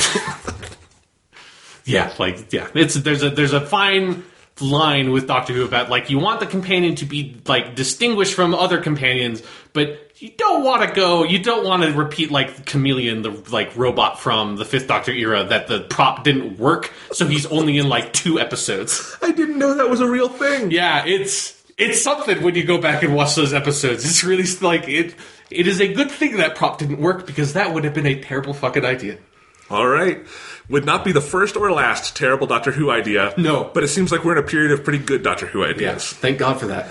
All right, I want to do a piece of news. This is kind of in an area we don't usually talk about, but I just put it on the outline because you reminded me mentioning Akira Kurosawa earlier. Right. One of our favorite companies here at the podcast is the Criterion Collection. Yes. Because they release, foreign and classic films from all over the world in the best quality, and I have a lot of their physical media. I love the Criterion. Mostly, if I buy physical media, it's Criterion stuff because I use it for lots of different purposes. And I know you watch them on the Hulu channel and stuff. And they just made an announcement this week that they have partnered with Turner Classic Movies and some other companies to make a new streaming service called Filmstruck. It'll debut later this fall. The details are fairly scant. Basically, it will be a streaming service ad-free, but with a subscription cost for movies, classic movies, not like necessarily big classic Hollywood like The Godfather, nothing like that. Right, yeah. But, the kind of stuff that you would expect. But the stuff that Criterion has access to. Right, and Filmstruck will have a specific dedicated Criterion channel where literally everything Criterion has the streaming rights to, which is different from home video. They probably won't have like the Wes Anderson stuff because that's newer stuff that they do not have. They have the home video license, not streaming. But everything they have the streaming license to will be on there. Peter Becker of Criterion in his post said they are even, they want to have all the special features up, like the commentaries. That'd be really cool. Because some of that stuff is also on Hulu. That's really nice. But not a ton, right? No, not nearly all of it. But every once in a while you find something that's like, oh, cool, here's this like fucking interview attached to like the Human Condition or something. That's awesome, because it sounds like what they're planning on doing with the Criterion channel on Filmstruck is it'll be kind of like the Hulu channel, but on steroids, where they will have, one, a lot more than they have on Hulu, but also a lot of that supplemental stuff, which is what Criterion is so well known for and why people like me love to buy those physical collections, because they have all these great bonus features and booklets and stuff. You can't replicate all of that streaming, but sounds like they're going to try to do as much as they can. This will probably wind up costing a little more than a Hulu subscription, but it also, frankly, at this point, to me, makes sense that Criterion should be striking out on their own. They do enough good work. This is a big enough opportunity. I know some people are mad because, they'll have to get another service. Frankly, I'm surprised they were with Hulu as long as they were. Yeah, I mean, because that was, for a while now, that's the main thing I've been using Hulu for, is if you are someone who is interested in watching Japanese film, Hulu is a massive resource. Soon it won't be anymore. Soon you'll have to get the new Criterion streaming service. But it is a ridiculous amount of just amazing stuff that is available on that service that probably 99% of the people using it aren't interested in. Exactly, and I think they'll do better with Filmstruck because that's the audience and they'll be able to market it better. I love that about Hulu too, or the Criterion Hulu channel. One of the things they do there is they release stuff they have the rights to that they haven't gotten around to making a home video release of. Yeah. So they've had a bunch of Chaplin stuff there, for instance, that they've started, they got The Kid out finally on Blu-ray this year. It's an awesome Blu-ray. But there's other stuff like The Circus and some of his short films that Criterion has the rights to that I am sure they will put a collection together of at some point. But for now, you can see it on Hulu. They have a lot of Japanese silent films like that. And one of the things I think is exciting about this deal is probably on Filmstruck, they'll get to do way more of that. Yeah, I'm really excited about this because that is something because it's something where I love what Criterion does. I love watching those movies because that's those are the kinds of movies I'm most interested in. Yes. And so the idea of having that and not having to buy a bunch of physical stuff, because that's not appealing to me in this day and age of buying a bunch of DVD collections and Blu-ray collections and stuff like that. Just having that stuff accessed through streaming is really awesome. It's absolutely awesome, and I'm very excited for this deal too. I do not currently have a Hulu subscription because I wasn't using it much except for Criterion stuff, and I own a lot of my Criterion stuff, so I just didn't feel it was necessary. But I will definitely try this out. I'm looking forward to it. And I'm glad that Criterion is going to be in a good position to continue their physical media arm of the company for people like me who want it, but have this for people who want more streaming. And really, I think they can work together. I think, and like you said, they can do stuff where, once they've finished, cleaning up the prints and stuff that they have for the movies, they can put it out for streaming before they need to do, all the manufacturing for the DVD side. Yeah, they even have a lot of silent films where there's no score, it's just a silent film, and if they ever put out a DVD, they'll get a score commission for it, like they've done that with some Ozu silent films. But if you just want to see the movie, you can find it, and that's a great, scholarly resource. Yeah, exactly. So I think this will be a cool deal, and then probably Filmstruck, it's not just Criterion, they'll have some things from Turner Classic Movies and some other companies. It would be really cool if they could get people like Kino on there, who have other parts of the classic film database basically in the world. I think it's a good move and hopefully a good resource for, academics and people who just like these kinds of movies. Yeah. I think it's awesome. Yeah, because it is something where Criterion just does that kind of work of making it easy to see movies that are normally so hard to see, of I watched all the Zatoichi movies because they had them all on Hulu, and that's an incredible film franchise that if that resource was not available, I would have never seen any of those movies. This is it's so intimidating, and you're not going to jump in on a $100 plus box set sight unseen, or at least I'm not I don't have that kind of money, and I don't have that sort of faith that all these movies are going to be good enough that I'm going to want to watch all of them. But having that kind of stuff streaming is so insanely convenient. That's I'm super stoked for this. I really want, I really want to see what their expanded library is going to be like, because I've sort of exhausted most of the stuff I'm interested in on Hulu right now. Awesome. Yeah, no, I'm excited too. And, I have a pretty good Criterion collection. Don't know how else Criterion to say that. collection. I have a pretty good Criterion collection right now. There's lots, still to come that I'm very excited for this year. But I like it as an idea that it could augment and open new realms of the collection for me that as you say, I do a lot of Criterion blind buys, but I generally know about the movie or the director. Yeah. I buy a lot of Kurosawa or something that I haven't seen yet, but I know I'm going to like it. Yeah. But there maybe are directors I haven't discovered yet that I wouldn't do that way. So this is kind of cool. So definitely, and I just think it's a good move for them because in the current streaming age, this is how you do it, and this is going to be a good way to, I think, make their mark. Yeah, and it's just a nice thing to know that's like, hey, like this whole massive library of movies that I'm very specifically interested in, that like I know that like Netflix might have some movies kind of like that, Amazon might have some movies kind of like that I've been relying on Hulu now. It's nice to know that like there will be one resource that collects those kinds of movies that I can just go to. Absolutely. I mean, basically, I use streaming services for TV. I never watch movies on Netflix or Hulu or anywhere. Sometimes on Netflix, I guess. But generally, the movies I'm interested in are not on any of those services, and that's fine. It's not what I feel like I'm putting my money in for, but this will be a real movie database for people, and I love that. Yeah. Because really, when you think about it, what is a streaming service out there that is really movie-oriented? Netflix is so TV-oriented. Hulu is so TV-oriented. This is going to be movie-oriented, and I think that's an interesting proposition. Yeah.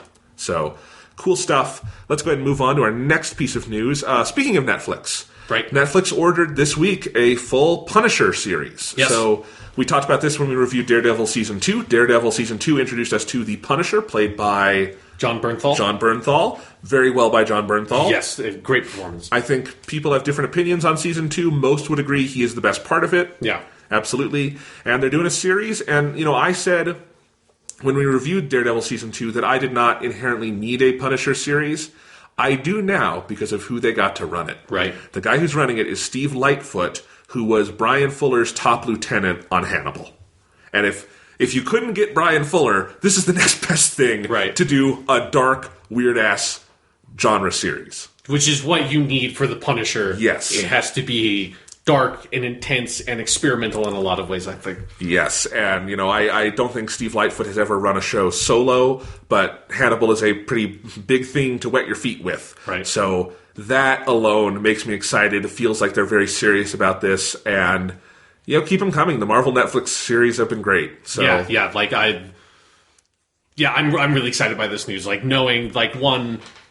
just knowing how good John Bernthal is at playing that character and how interesting that version of the character is, but then to Marvel is very good at getting very interesting people to make their stuff. So It's nice to see that trend continuing.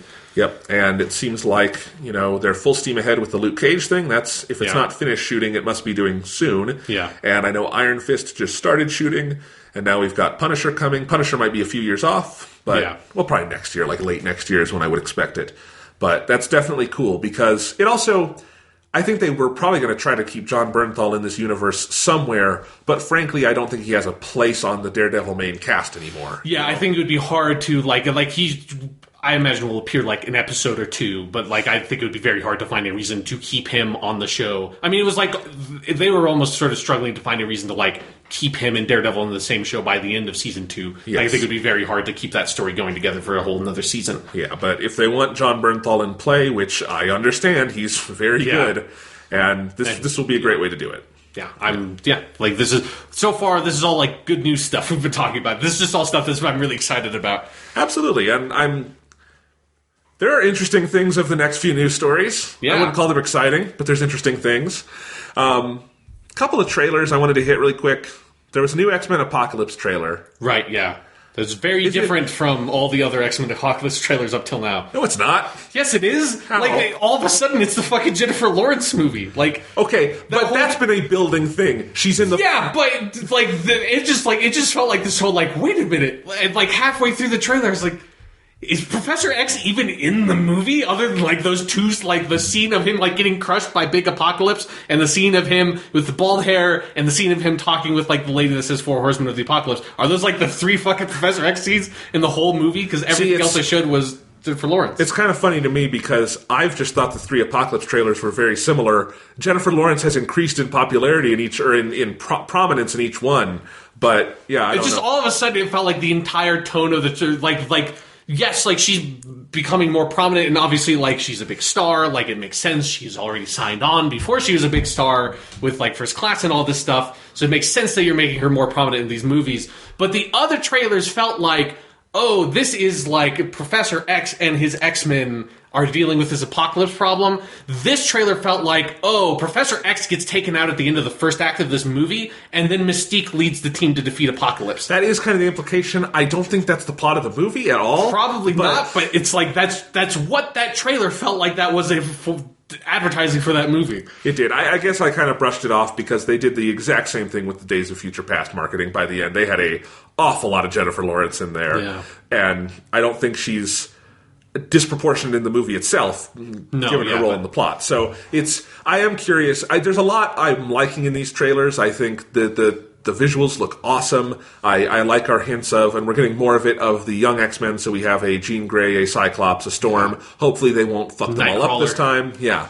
So that all looks cool. I am a little baffled. What the hell is Mystique's role in this? How is if she's leading the team, how does she go from that to who she was? So, like, this is the continuity of these X-Men movies is so fucking confusing. And, like, they're somehow all that is, like, revolving around the Mystique character all of a sudden. It's like, there is no sense of them trying to do a, like how, like, the prequels tried to make it like, oh, this is how Anakin turns into Darth Vader. There is no sense about how the character from First Class, that Mystique is ever going to become the Mystique from the old X-Men movies. No. Seems like that, like, gulf is unbridgeable by this point. It's very strange, especially because this is almost certainly the last one they have Jennifer Lawrence for. Yeah. It's the last one on her contract. I would not be surprised if McAvoy and Fassbender came back, but I just get the sense this isn't what she wants to be doing, which is fine. And it just feels like, I have to imagine, like, the studio is putting pressure to, like, get her more prominent in the movies so that, like, she can be more prominent in the advertising and everything because she has star power.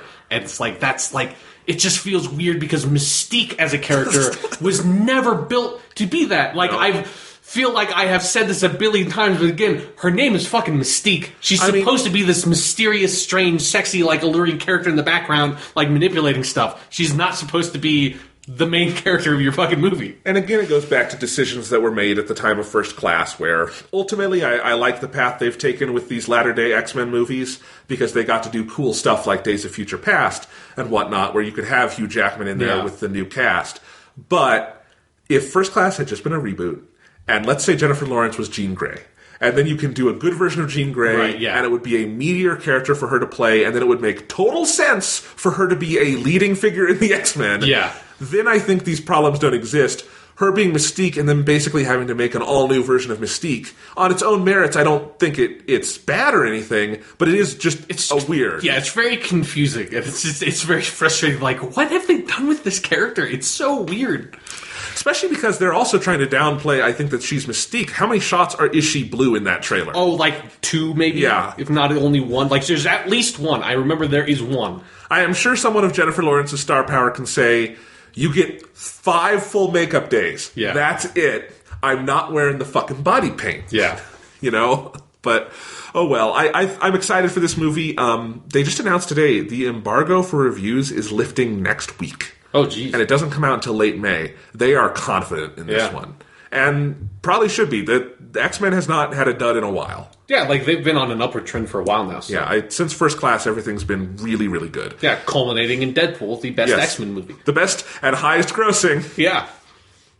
Not quite higher grossing than Batman v Superman, but close enough that it's funny. I mean, close enough that it's just like, that has got to be like the first joke they fucking say in Deadpool 2. Yes. Like him, like reading like Entertainment Weekly, like taking a shit, and like, oh, that's great. Like just throws it out the window like a cover of Batman v Superman. If anything, Deadpool's success makes me more excited for Deadpool 2 than the movie Deadpool. Yeah. Because I feel like they could have so much fun with that. Yeah. Of like Deadpool living in a fucking mansion or something off the earnings from the first movie, which he somehow has. Like he gets to decide which X-Men get to appear in his movie and for how long. Yeah. I mean, have you heard that they're even Fox and Marvel are talking and thinking about letting Tom Holland be in it as Spider-Man? Oh my god, that would be ridiculous. It'd be great. I don't know if it'll happen. It's a very early thing, and Marvel and Fox are not on good terms, but I think they realize that's an opportunity for everyone. Yeah. And if you know, Deadpool and Spider-Man have a really interesting friendship. Yeah, they have a strange relationship from the comic books for sure. Yes. So that could be fun. Anyway, I'm curious to see how this goes. I'm curious if there's any like last-minute Deadpool integration in Apocalypse. That would be really weird. I don't think so. Did you see Deadpool came out on iTunes this week? And in the iTunes store, all the banner ads for the movies, it's Deadpool in there for like other films. It's really funny. Yeah. Yeah. I continue to like the Deadpool marketing. And the movie. Good movie. Yeah, they did an unbelievable job with it. Yes. So it was quite literally in some ways unbelievable that it exists, that it made that much money, that it was acclaimed, all these things. It does sort of feel like somehow we got sucked into like the Deadpool like diegetic universe at some point. Like we're breaking the fourth wall somehow. Yes, absolutely. All right. The other trailer this week was for Jason Bourne, which is the new Bourne movie. Yeah. And I'm so excited for this. And it's not even really because of the trailers. I think it's a fine trailer. Sure, yeah. I think, like the other Paul Greengrass Bourne movies, I suspect you cannot cut a particularly good trailer for it because the things that make those movies good are not put into a 2-minute form. Yeah, they're not the kind of like action movie where you have like Matt Damon hanging off the side of an airplane that you can put into your trailer, you know? But, you got Matt Damon utterly ripped and punching dudes out. You got Tommy Lee Jones as the new CIA dude. Yeah. Love that. That's great. You've got some returning characters. You've got that thing in Vegas that looks insane, and as I understand it, they showed that at CinemaCon. I guess it's unbelievable, and it's all done practically. So I'm really excited for this movie. And I'm really excited for this movie, and then I'm also really excited that this movie coming out is giving me a really good excuse to just rewatch the first 3 movies. Because it's been a while since Can we do a podcast on those? Sure, yeah. Closer, yeah. Because I rewatched those last year, and I'm going to rewatch them again, and I loved them at the time a ton, but even rewatching them now with some distance, I loved and respected them even more. I have contended and will continue to contend best American action movies ever. I will say that. I just think they're unbelievable. And just as a American film trilogy in the 2000s, no one did that better. You could argue Lord of the Rings. I would just say Lord of the Rings to me is a different thing because it was all made all at once. It's like one continuous story. It's a false trilogy in a lot of ways. Right. Whereas the Bourne movies they made one, it's good. They made another one, that was good. Yeah. Then they made another one, and each one's better than the last, and it wraps up perfectly. And again, my only worry about this one is, how do they justify continuing a story that very definitively closed? And I trust them. It's the people who have done this. They know what they're doing. It's not like any of them were desperate and needed the money. Matt Damon is doing just fine. Paul Greengrass had an Oscar nomination 2 years ago. Yeah. These guys are fine. And I mean, this is a right moment to do it, too, because as I've said, if they play their cards right, Jason Bourne in this world would be like Edward Snowden who kicks ass, And that would be a really interesting angle to play off of. Mm-hmm. So I am psyched for this. Yeah. I also think it's funny, because you sort of mentioned, talking about the trailer, you see, there's the scene that they do at the beginning of the trailer and at the end where you see how just insanely ripped Matt Damon is for this movie, and he just knocks this dude out in one punch.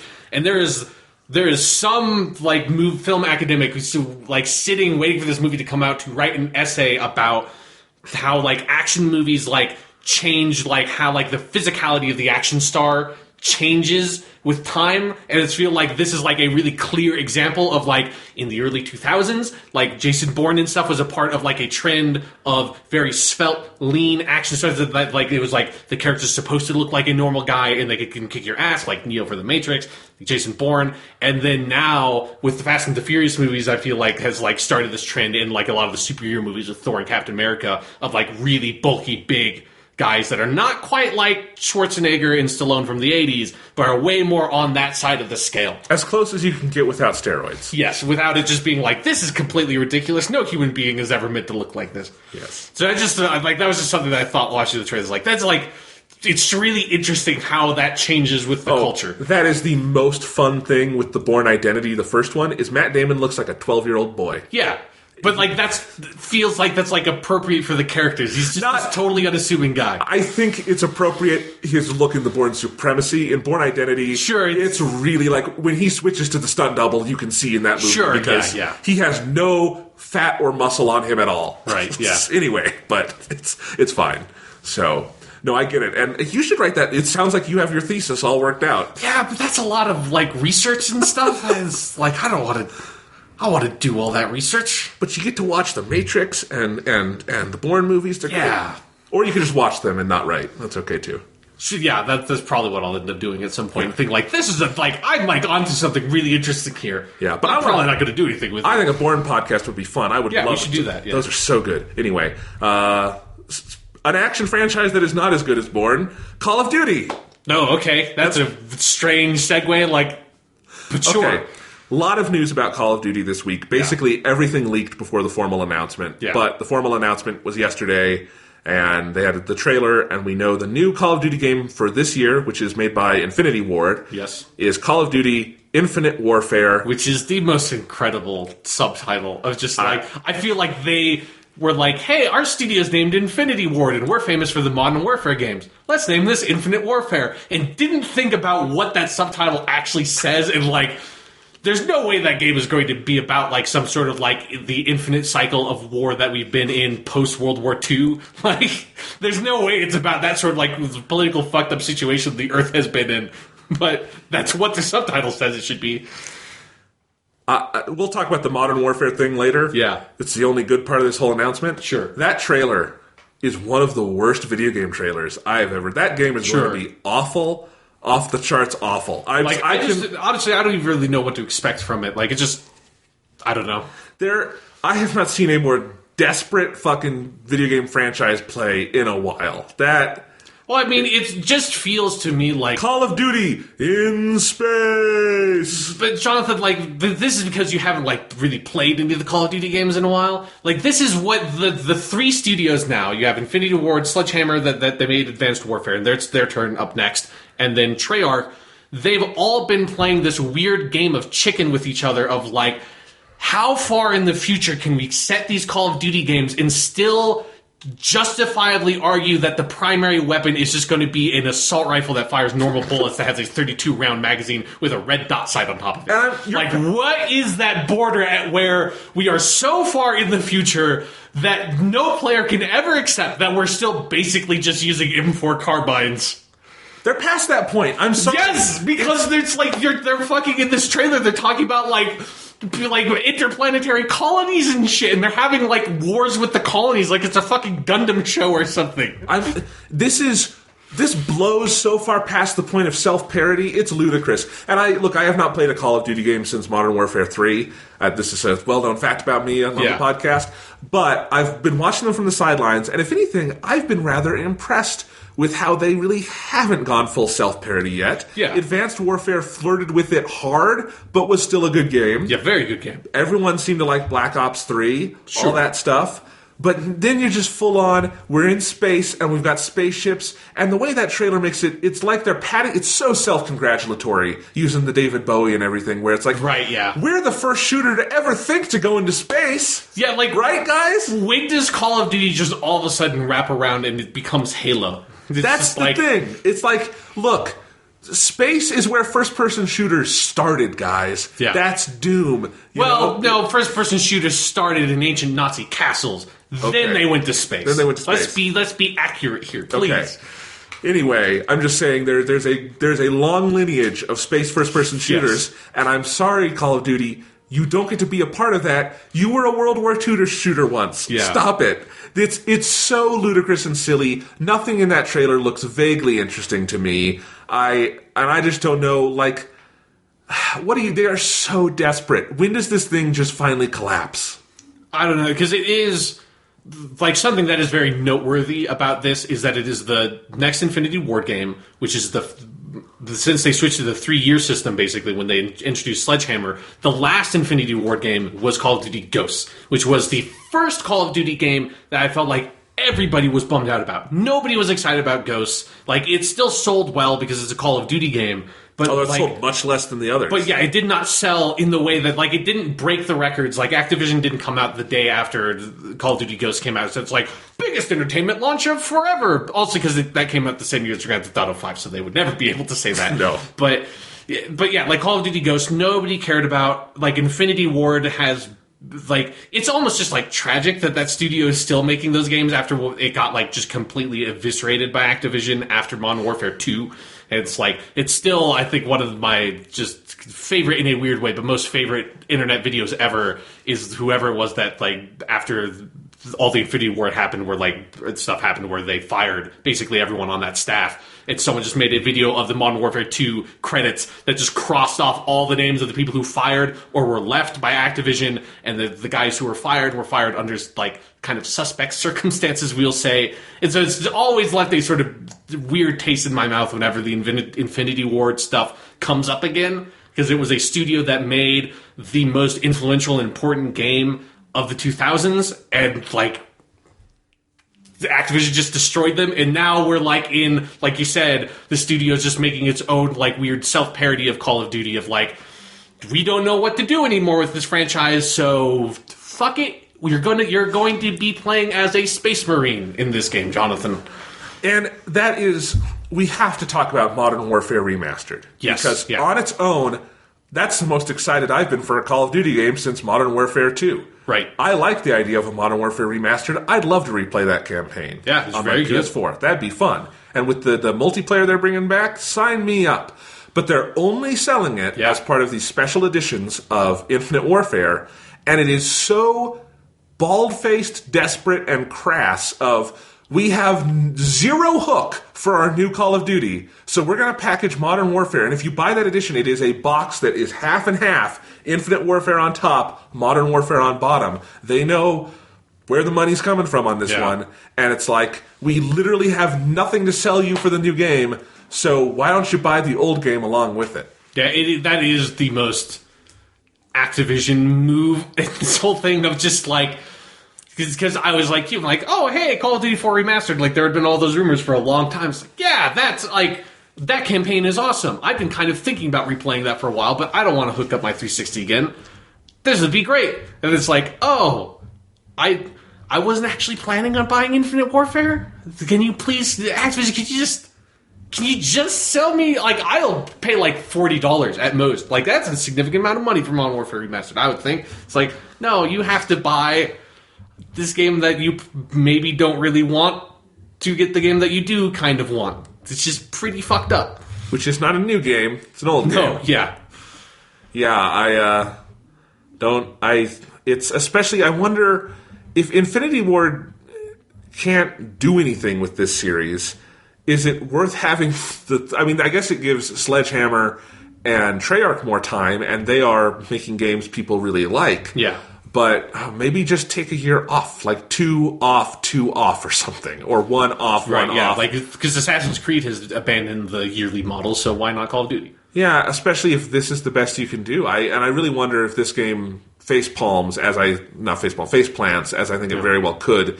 Is that it for Infinity Ward and Call of Duty? Maybe, because, the other thing about their last game being Call of Duty Ghosts is that they were very vocal when they announced that game, because that was the game that came out that bridged the console generations, and they were like, this is going to be a whole new trilogy, like we've finished the Modern Warfare trilogy, and now it's Call of Duty Ghosts, and that's like our new thing, and it's like, nope. It ends on a cliffhanger, as I understand it. Yeah, I didn't play it, so I read the Wikipedia description. It's hilarious. Yeah, I would not be surprised if it did end on a cliffhanger, and yeah, like, for them to just, I think maybe they've talked about this, but I have not seen anybody address this. Like, yeah, no, it's not. We decided as a studio that it would be in our best interest to take the franchise in a different direction or something. Like, I'm curious how they would spin that. If the press asked them, whatever happened to this whole trilogy thing with Call of Duty Ghosts? I'm still so sad they didn't use my idea from the podcast a few months ago, where it would be Ghosts 2, and the cover would be someone waving a white flag. Yeah. All right. Yeah, Infinite Warfare. But it's the weirdest part about it is it feels like it's Call of Duty has become this bizarre franchise where there are 3 games that like share the same basic tech, but like I played the Black Ops 3 beta and I played a lot of Advanced Warfare, and honestly, I would kind of just consider those 2 completely different games. And it's sort of absurd that Call of Duty is like a franchise still, because all 3 of those properties of like the Infinity Ward, Treyarch, and Sledgehammer stuff are all so different and gone so many different directions, and they do not share anything. There's no, like, when they change something, the other games do not also change that thing in the same way and then change in a different way. It's like they are just like on completely different vectors. And so this feels like that is like we're seeing that next step, because that happened with Black Ops and then Advanced Warfare and Ghosts is where that like split off, and now we're at the next step in that phase. And as you go further and further, like, I am just hoping that what happens is the Infinity Ward games keep on going into the future until it's just like eventually you're playing as like the space baby from 2001: A Space Odyssey. It's like the next step in human evolution is how far we've gone. Advanced Warfare or like the Sledgehammer games stay basically around like a couple of years in our future. I just want the Treyarch games to start working backwards. And like for them to just be like, because there have been some rumors about like that the World War II kind of stuff is going to become popular again, because I think the near future stuff has been around now for about as long as the modern stuff was. That's like, now we need to find a new setting, and further near future is not I think a very appealing setting. And I don't think any of them are going to go straight to laser guns, so I think we're going to go backwards now. I will bring back a joke made oft in 2007. Yeah. Let's get our Call of Duty Revolutionary Warfare. Yeah. Muskets, George Washington, let's do it. Fuck yeah, I want a reload animation that takes 2 minutes to complete every time I fire my primary weapon. It's a very tactical game. Yeah, I've always wanted that. It's what I've been saying since the first-person shooter genre was invented. Think of how great the multiplayer would be for that. Yeah. You can only walk, you have a musket, it's in co-op, the other person just reloads your gun. Yeah. It'd be great. Call of Duty, what happened to you?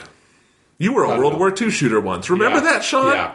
That ultimately only lasted for 3 games. Hey, I'm still interested in what Sledgehammer is going to do next, because I really like Advanced Warfare. So yeah, it's maybe next year's game is going to be really cool. I don't know. I am very curious to like find out how Infinite Warfare handles the space stuff. I feel like I kind of already know, because it's a Call of Duty game, but you're going to go down a space corridor and shoot people. Probably. But I'm curious to see like how that changes the multiplayer in any way. Like, I'm not going to buy it, but this one doesn't even have an easy hook like Space Kevin Spacey. I mean, just Kevin Spacey, but I'm sure, I just feel like that's part of their media plan, is to say, it's like, oh yeah, we have this, we have Jeff Bridges is in our game. I thought you were going to say Jeff Goldblum. That would be great in a Call of Duty. I think Jeff Goldblum has already been in one of the zombie modes, so you can't go back to that mine. I think he might have been in the zombie mode for Black Ops 3. It could be an Independence 2 tie-in. Independence Day 2 tie-in. I mean, it might as well be. I mean, that is... Okay, before we move on from Call of Duty, how do you think that there is a good chance that Infinite Warfare is going to have a third act twist that introduces an aliens... Of course. Enemy type that they have to fight to change things up, and finally Call of Duty will like recognize that only having one basic enemy type for the entirety of the campaign gets very old eventually. Of course they're going to get... If it's not in this one, it'll be in Infinite Warfare 2. We are headed for aliens in Call of Duty, because then they can get really jingoistic with it. Sure, yeah. Then, I mean, who are the villains in this one? Is it Space Russians, I assume? It's the colonists. I already said they're just like mining like Gundam material of like, it's all the people that live on Earth, and it's all those damn spacers out there. It's like those fucking people in space, and they're invading us, I guess, and we're invading I don't know. That's all I kept on hearing was them saying like they have some name of like the like colony something or the forces that they're going to fight. But you play as the Earth people, and that's always the good side, right? It's always the people that live on Earth, and it's not the people that have been shipped up into space. Much like Elysium, tie it back to Matt Damon.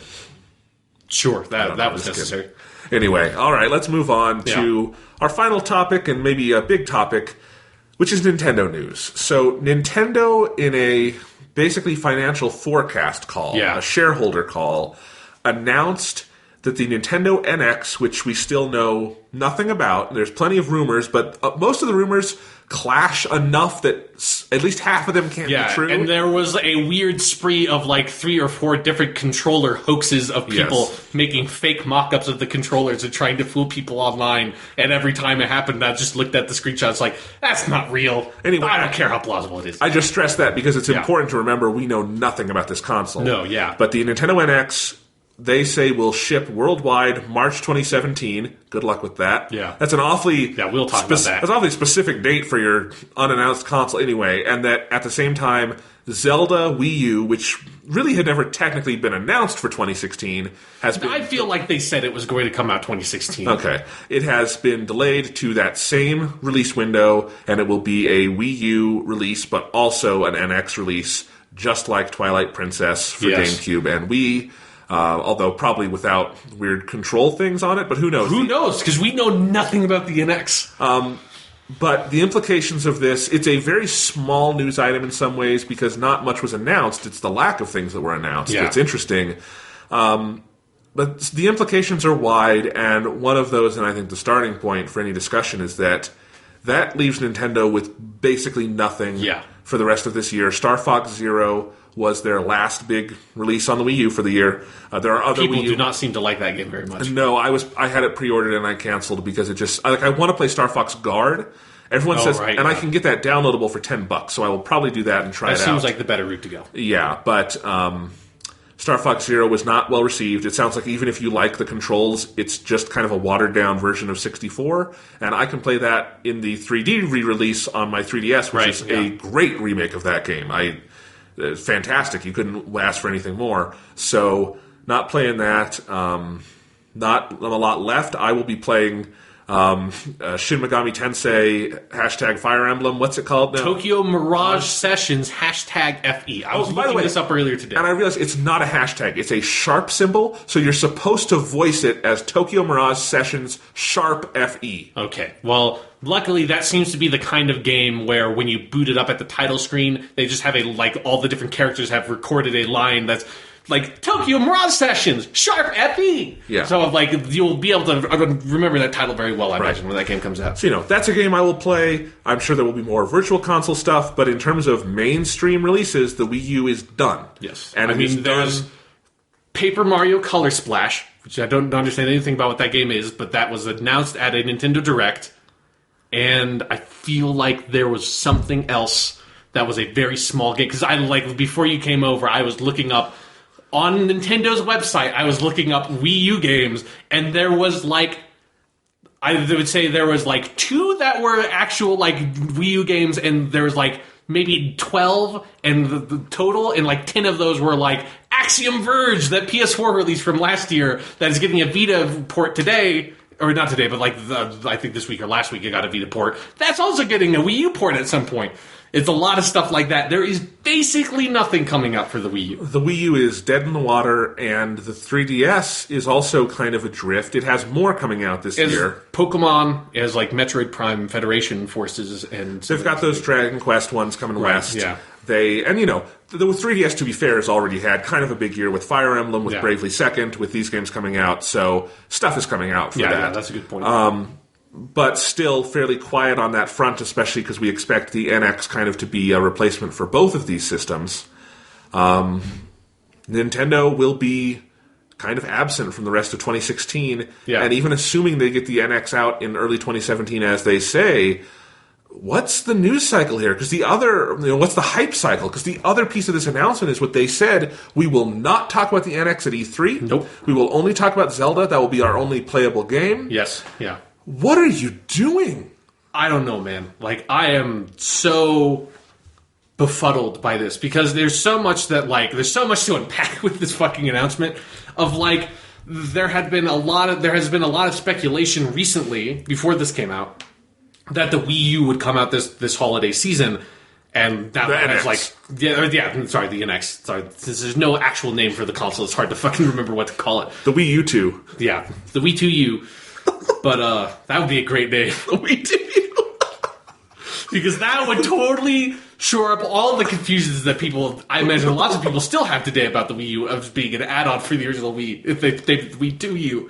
But yeah, the Wii 2U, there was speculation that it was going to come out this holiday season, but all that speculation was basically people looking at Nintendo's release stuff of release windows for all their games that are coming out and looking at, well, The Legend of Zelda is still, they had said that it's going to come out 2016, and there's basically nothing else. There's basically no Nintendo games as of right now, or no Wii U Nintendo console games as of right now that have a release date for this holiday season. There's not a single fucking one. Not at all. The only one that maybe is Paper Mario Color Splash. But that's fall. And that has an ambiguous 2016 release date. They haven't even specified that at all. It just says 2016. And it's not a flagship title either. No, yeah. Because who even fucking knows what the fuck that game is at this point with what they've done with the Paper Mario franchise.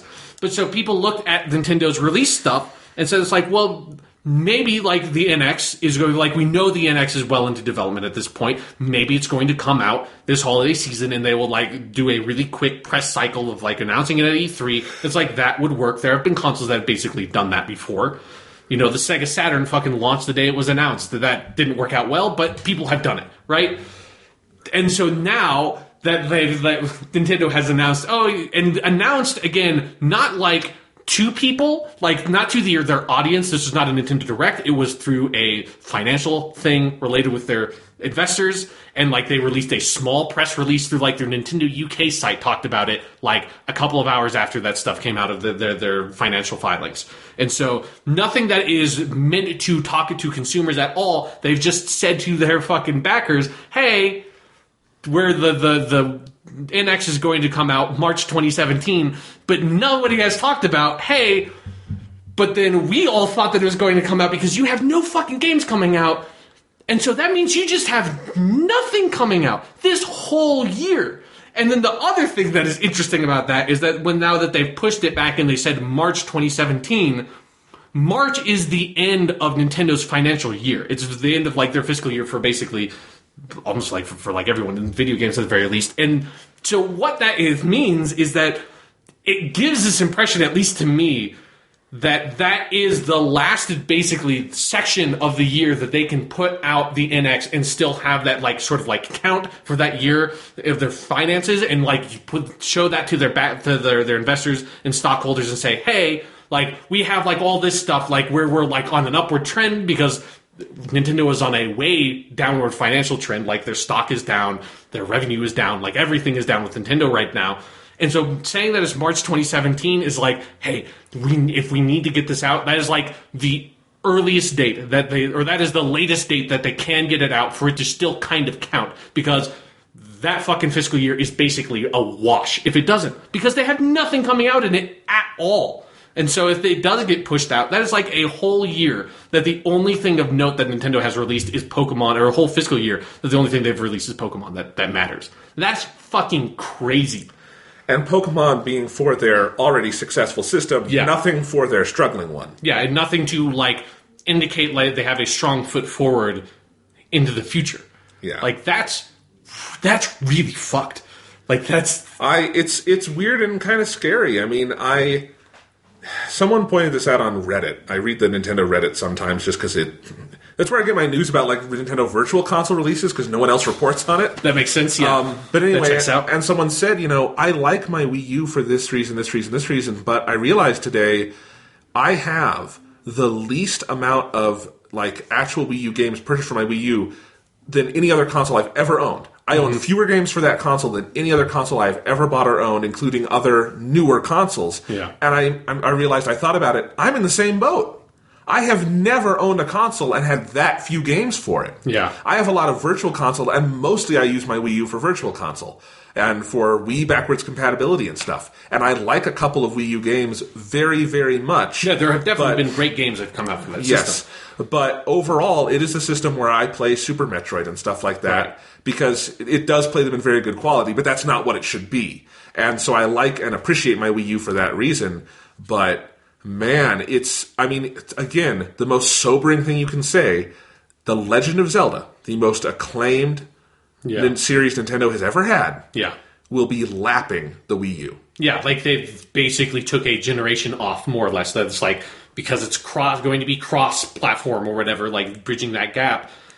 It's like, it feels like, if this is like transition to, I guess we should talk about this, that feels like with that Legend of Zelda, that the NX version should be the version of that game to see, right? Yes. Like, that's like, it's for the new platform that, like, is going to be more powerful. Who knows, like, what Nintendo is going to aim for its power, if it's going to be, try to be more powerful than the PS4 and Xbox One, if it's going to be just, like, sort of competitive with them. Who knows? But it's sure as shit going to be more powerful than the Wii U. And, like, but who knows, like, what the control stuff? No idea.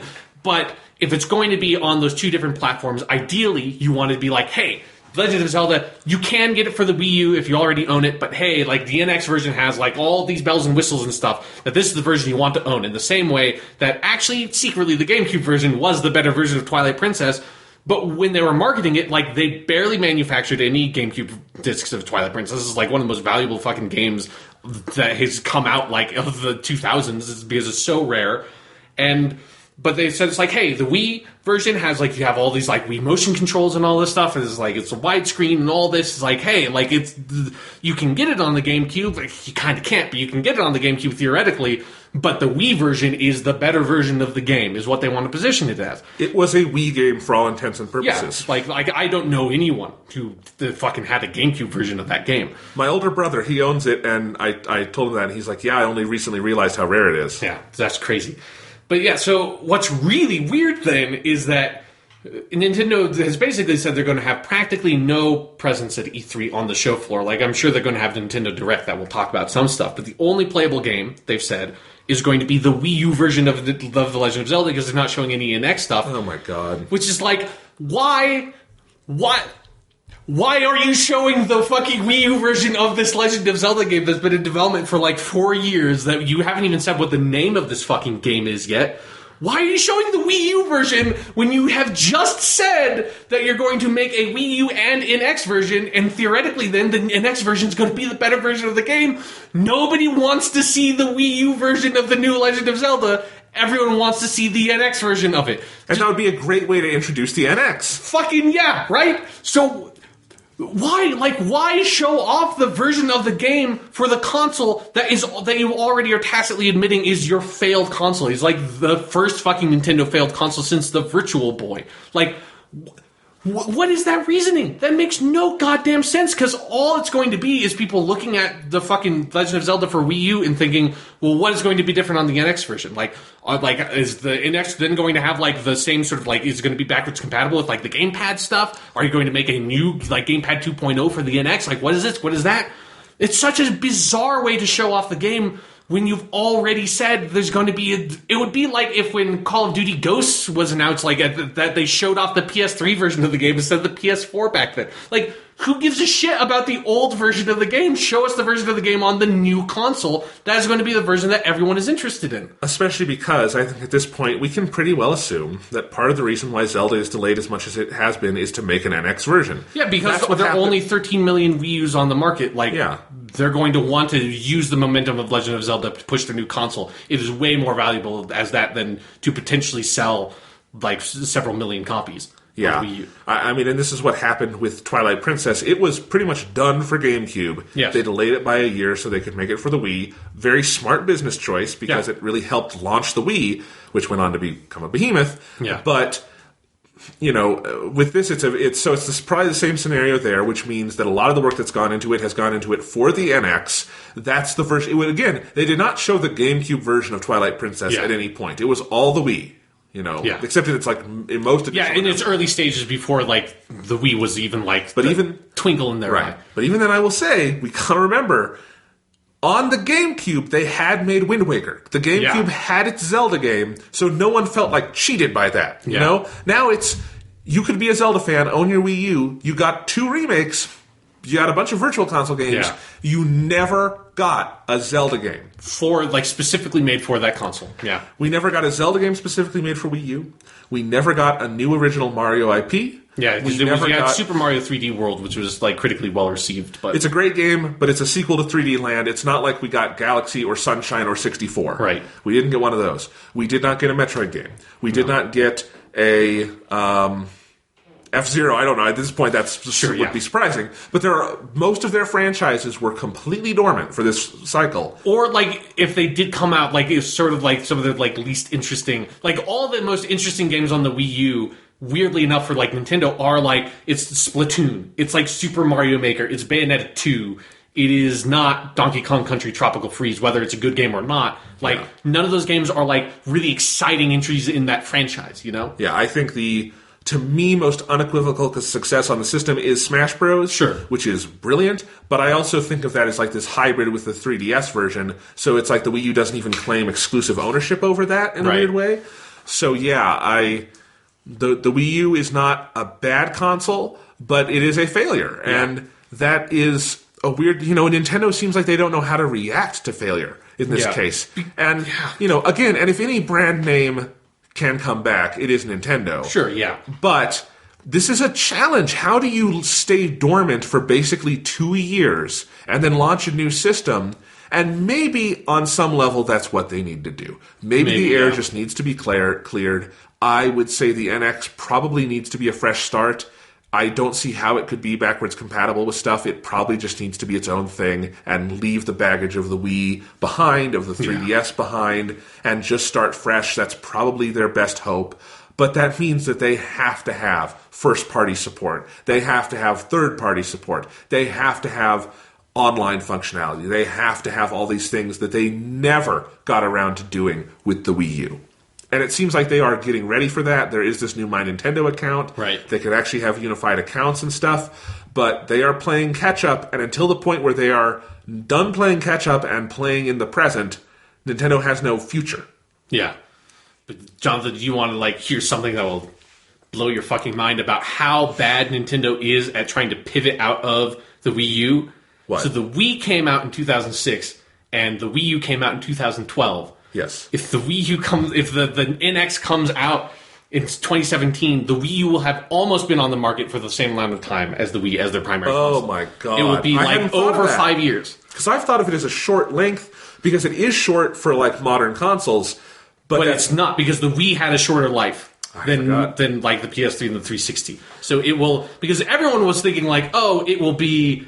Because again, the speculation is when the NX would come out this fall season, which would mean that the Wii U had a 4-year lifespan, which would be okay, they nipped that in the bud when they needed to. Instead, it's going to be 5 and some change. So that's holy shit. People have known that the Wii U was not doing what it needed to do 2 years after its launch. It was basically obvious that it was not going to recover. The last Hail Mary was Smash Bros. Yeah. And even though Smash Bros, I think, has the record for the highest attach rate of any game that was not bundled in with your fucking console, right. It didn't move the needle enough in terms of console sales. Yeah. It sold ludicrously well for a console that only has 10 million units in the wild. Yeah. But that was, if Smash Bros wasn't going to move that dial, nothing was going to move that dial. Certainly not, Star Fox Zero or anything. Yeah, and Legend of Zelda, they've just pitched off to the future. You have to. I mean, that's the thing. We're making fun of it. There is no other option. I mean, it's the right choice, but it's also just it's just so kind of depressing because it's that's just never fucking happened. Really. I mean, really? Other than it's really sad that the primary comparison point when you're talking about the Wii U with Nintendo is the fucking Virtual Boy. It's the Virtual Boy didn't have a Legend of Zelda game on it either. It's the only other Nintendo system. Yeah. The CDI had 3. Yeah, that's not even a fucking Nintendo system. It still had Zelda games on it, technically. It had Mario games on it, technically. Yes, It's tough to know what to say. I mean, if there was ever a moment for Nintendo to just get out of the console business and stick with games, this would be it. That would be a sad moment. Yeah. But it might also be a tremendously liberating moment if the next Zelda was just on the PS4. Right. And that's just how you played it. I mean... I'd be so happy. And it's so hard to imagine that, and I understand that's not what Nintendo does. But at the same time, I don't think the console market as it exists for Nintendo anymore. No, yeah. And it's too bad. I mean, the handheld stuff they've had on lockdown for a long time. I think they could make that work again, but I don't know. The Wii U is a problem because if they don't want to just leave home consoles behind entirely, they have to try it again. And the 3DS was obviously a success. Yeah. Huge success. No problems there. Not as big a success as the original DS, but it was never going to be, no matter how good it was. It's expecting the PS3 to be the PS2. Yeah, never going to happen. But huge success. So really there are a couple paths they could take. It sounds like the NX will be some kind of hybrid. That's probably the best thing to do at this point. But I really wonder how it's going to work and if they can be competitive here. And if that's even what it is. Because again, that's something that's there's a huge amount of speculation about. Yeah. But Nintendo's never said that that's what they're actually trying to do at any point. They've never said it. I don't know what the plan is. It's kind of a scary, uncertain future for Nintendo at this point. Yeah. And, and the console market is tough right now. The Xbox One is doing fine, but it's viewed kind of as a failure, too, because of its comparison to the PS4. Yeah. The PS4 is so dominant. Introducing a new console in this market is going to be really tough. Yeah, and it's... Man, what is perhaps the scariest part of all of this is that out of that financial stuff, They also talked about Amiibos and their like first trek into like the mobile game stuff with what was it called? Like Miitomo. Yeah, Miitomo. It's like, and that stuff has been predictably very successful for them. Like the Amiibos have sold well, like almost so well that it feels like there are people that don't even fucking own Wii U's that are buying a bunch of goddamn Amiibos. They would have to be. I mean, it works for the 3DS too. So sure, yeah, I guess. But yeah, the Miitomo stuff has brought in a huge amount of money for them because mobile does that. Like, it's a scary world we live in where you, like, look at, the top grossing games, like, not, like, it's hard to talk about top selling because that concept doesn't transfer to mobile, but all the top grossing games in the world are all mobile games. Like, it's not even fucking close. It's not even close. Like, some mobile games make millions of dollars every single day. And so, what if... Like, I feel like the darkest resolution out of all of this is if Nintendo, through, like, pressure with their investors and all this stuff, just decided, yeah, we're going to get out of the console business, but instead of, like, making games for, like, Xbox or, like, Sony or something like that, instead we just make a bunch of mobile games and fucking Amiibos. And that's just what Nintendo's sad future is. And things like that will never happen while, like, Shigeru Miyamoto is alive. But maybe. There are him and there are other strong voices still at Nintendo. Sure. I don't think that will ever happen. I do worry about what happens when he's gone. Because he will, as sad as it is to say, he will not live forever. Yeah. And that generation of Nintendo people will not be around forever. And what happens to them when this is no longer viable, I think the smart thing would be, as I say, just keep making your games. Just make them for the modern consoles. Yeah. Leverage the best catalog in video game history. Put it on phones. Put it on, PS4, stuff like that. You can put it on PC. Sell through the fucking roof, all of that stuff. And I think that would be a viable path forward for Nintendo. It would be a massive restructuring of the company and their viewpoints on things, and I get that. And if you know anything about Japanese business, that's not how things go. But, right, yeah. It's a scary moment for Nintendo fans because I don't think the future for this company has ever looked more uncertain in terms of what they will become. Exactly, because it's something where... Because people talk a lot about that. Like, Nintendo has a massive war chest of funds. Like Nintendo is not in danger of, like, bankruptcy by any stretch of the imagination. No. And so, but a lot of people are taking that as being like, well, that means, like, Nintendo is fine. Like, it doesn't matter. Nintendo will just keep on doing what Nintendo does. But, like, what you don't realize is Nintendo is a publicly traded company. Like, they have a responsibility to their stockholders. And eventually... It doesn't matter how much money they have in the back. What matters is, like, the revenue that they're bringing in now. And it's like they need to be a successful company now. It doesn't matter how much money they have. I mean, compare this if maybe this is a news item people are more familiar with. Apple last year was the most, profitable company in world history. Right. They also had their first fall ever where they had lower revenue than the year before. That has not happened in 13 years since basically Steve Jobs returned. Right. And the iPhone and the iPod were introduced. And so even though their profitability, there are zero problems there, the fact that they went down by like 10% has stockholders scared. And that sounds silly to me and you, and it is kind of silly. Economics are silly, but that is the truth of the world. Right. And that is something Apple has to figure out. Nintendo is in much more dire straits because they have not had growth in years. Yeah, and their stockholders are going to put pressure on them to turn it around and become more profitable. And if mobile games are sitting there and drawing in like billions of yen, because Miitomo made billions of yen, it's going to be like, hey, instead of making this fucking Legend of Zelda game that you guys have been making for like 5 years and God knows how many millions of dollars you have sunk into developing this game that now you're having to like boot off to this other console and all this stuff, instead of going through all that trouble, Nintendo, my dog, my man, come over here. Let's put some microtransactions in this shit. Let's give some best value, man. Like, let's just play a Mario game where it's like, when you die, maybe a little prompt comes up that says, oh, you died. If you want to play again, you can wait 5 minutes and then you have enough energy to play this level again. Or maybe you can slip us $1 under the table and you can just play it again. Or if you want, we've got a really good value over here in our store where you can give us $100 and we'll give you 2 billion lives. Then does that just sound great, Jonathan? I've been rewatching Breaking Bad. I've been talking about this. It's kind of like on Breaking Bad, how every time something goes really wrong for Walt and Jesse, they cook meth, Jesse kind of tries to go the straight and narrow. Right. He goes to rehab. He tries to get a legitimate job. And every time, he's like, this isn't the worst, but I could make a lot more money a lot easier if I go cook with Mr. White. Exactly. And he always goes back to Mr. White because it's easier. Yeah. And yes, this is the scary thing about the gaming landscape right now. The easy money, and it's really easy money if you know what you're doing, right, is right there for the taking. Yep. Not to say Nintendo can't do both, but will they? Exactly. And, I'm just thinking, this is just me. I'm thinking, like, the Sega's been taking a sideline for a while, Jonathan. Maybe it's time that Nintendo started thinking about doing what Nintendo don't.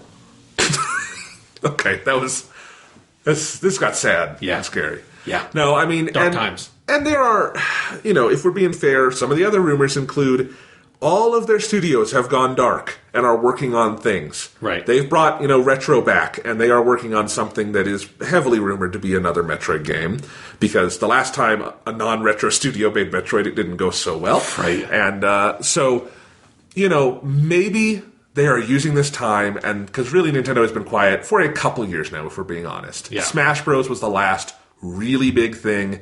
But that's also, HAL Laboratories, they handled that. They did their thing with the DLC for a long time. They're going to take those lessons, they're going to make their new online accounts, and maybe the NX will come out and it will be exactly what they need, and it will be well supported throughout its launch window, and it will do well, and we'll all be happy with it. I don't think that's outside the realm of possibility. Yeah. It is totally... Nintendo has come back from the brink before in some cases, and they've done okay.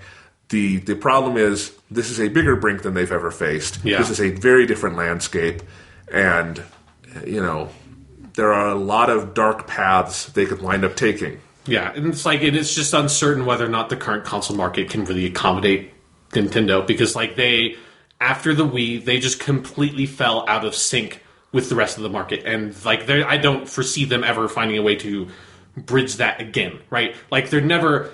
A Nintendo console, I don't think, will ever be what you go for third-party stuff. I don't think a Nintendo console... It's scary because, one of my main systems as a kid was the GameCube, and on the GameCube back then, you could play. That's where Resident Evil 4 launched. Yeah. You could play multi-platform games, and it was just...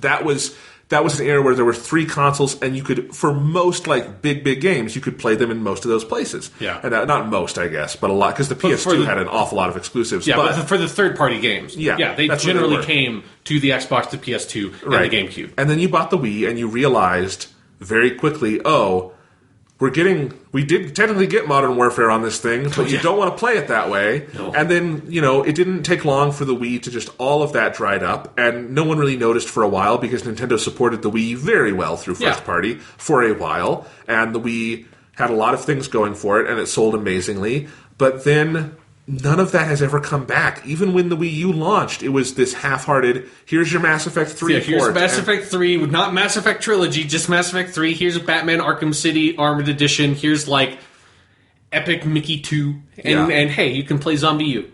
And can they get third-party back? I don't know. If it's an easy PC-like architecture that is powerful like the PS4, it's at least a possibility. But I also don't know if Nintendo will do that. And frankly, if the biggest test for the NX is it better have a normal fucking controller. It has to. No one is going to bother developing. Development costs are high enough. If you have to integrate your fucking touchscreen bullshit and your fucking Wiimote and stuff, I'm sorry, you're not going to get Dark Souls 3 on the NX. It's just not going to happen. I mean, because that's the other thing where they went completely out of sync with the rest of the market, is that the Wii has, the fucking Wiimote, the Wii U has their crazy gamepad stuff, and that, is what makes it then with, the NX, one of the things that's weird about, the Legend of Zelda game being on both of them is it's what the fuck is the NX going to be? How is it going to control, because Nintendo has done well by backwards compatibility, but they've also been fucking themselves with backwards compatibility with making these weird-ass goddamn consoles with these weird-ass controllers that, if you want to keep on making it backwards compatible, now you have to support, God damn it, it would be great if you could play Wii games on your NX, but I don't want to fucking plug a sensor bar into a fucking console that you buy in 2007 goddamn teen. I really think this is the test. If the NX is announced and it has a normal controller, like for instance, the Pro controller on the Wii U is a really good little controller. If it's something like that, then I think the NX has a fighting chance. I really do. But if it comes out and it is, a Wiimote or something, or even if it's backwards compatible, they're done. It's just, I don't see how that succeeds. I don't see the path for that to succeed. Yeah. You really, and I hate saying you have to abandon backwards compatibility, because I love backwards compatibility, but my Wii U is fine. It will survive. It's got everything I need for that generation and the generation before it. The NX has to be a line in the sand. This is the new era for Nintendo. We are on par. They can do creative Nintendo things with it, but it has to be its own thing and compatible with this moment in time and not worrying about the past, because that's just not going to get you anywhere. I mean, on a much smaller scale, that's part of how Xbox got fucked, was its reliance on the Kinect in the start of this era, which is this, vestigial organ of the 360 at that point. Yes, it was improved for the Xbox One, but no one gave a shit when it was on the 360. Yeah. No one definitely gave a shit on the Xbox One, and that was a mistake. Yeah. And Nintendo could make a much bigger mistake if you still have to plug the sensor bar in. Yeah, because it's just something where I think Nintendo's experiments that they have done since the Wii have just proven time and time again that Nintendo is really, really good at making great video games, but they are, with the exception of Wii Sports for the Wii and Super Mario Maker for the Wii U, they have never fucking done anything that has taken advantage of the unique controllers that has been interesting, right? Like, there's like nothing on the Wii, and there's nothing on the Wii U that you look at as like, well, god damn it, I sure am glad that they made this weird-ass controller for this console that made it 100% certain that third parties are never going to give a shit, are never going to be serious about this console, ever, because they cannot port games from the other consoles to this console because it does not control the same way. Like, they've just never done that. But they've always made great games. They've just always ignored their own hardware. Yes. It's like, either get that stuff back in sync or just fucking make the software.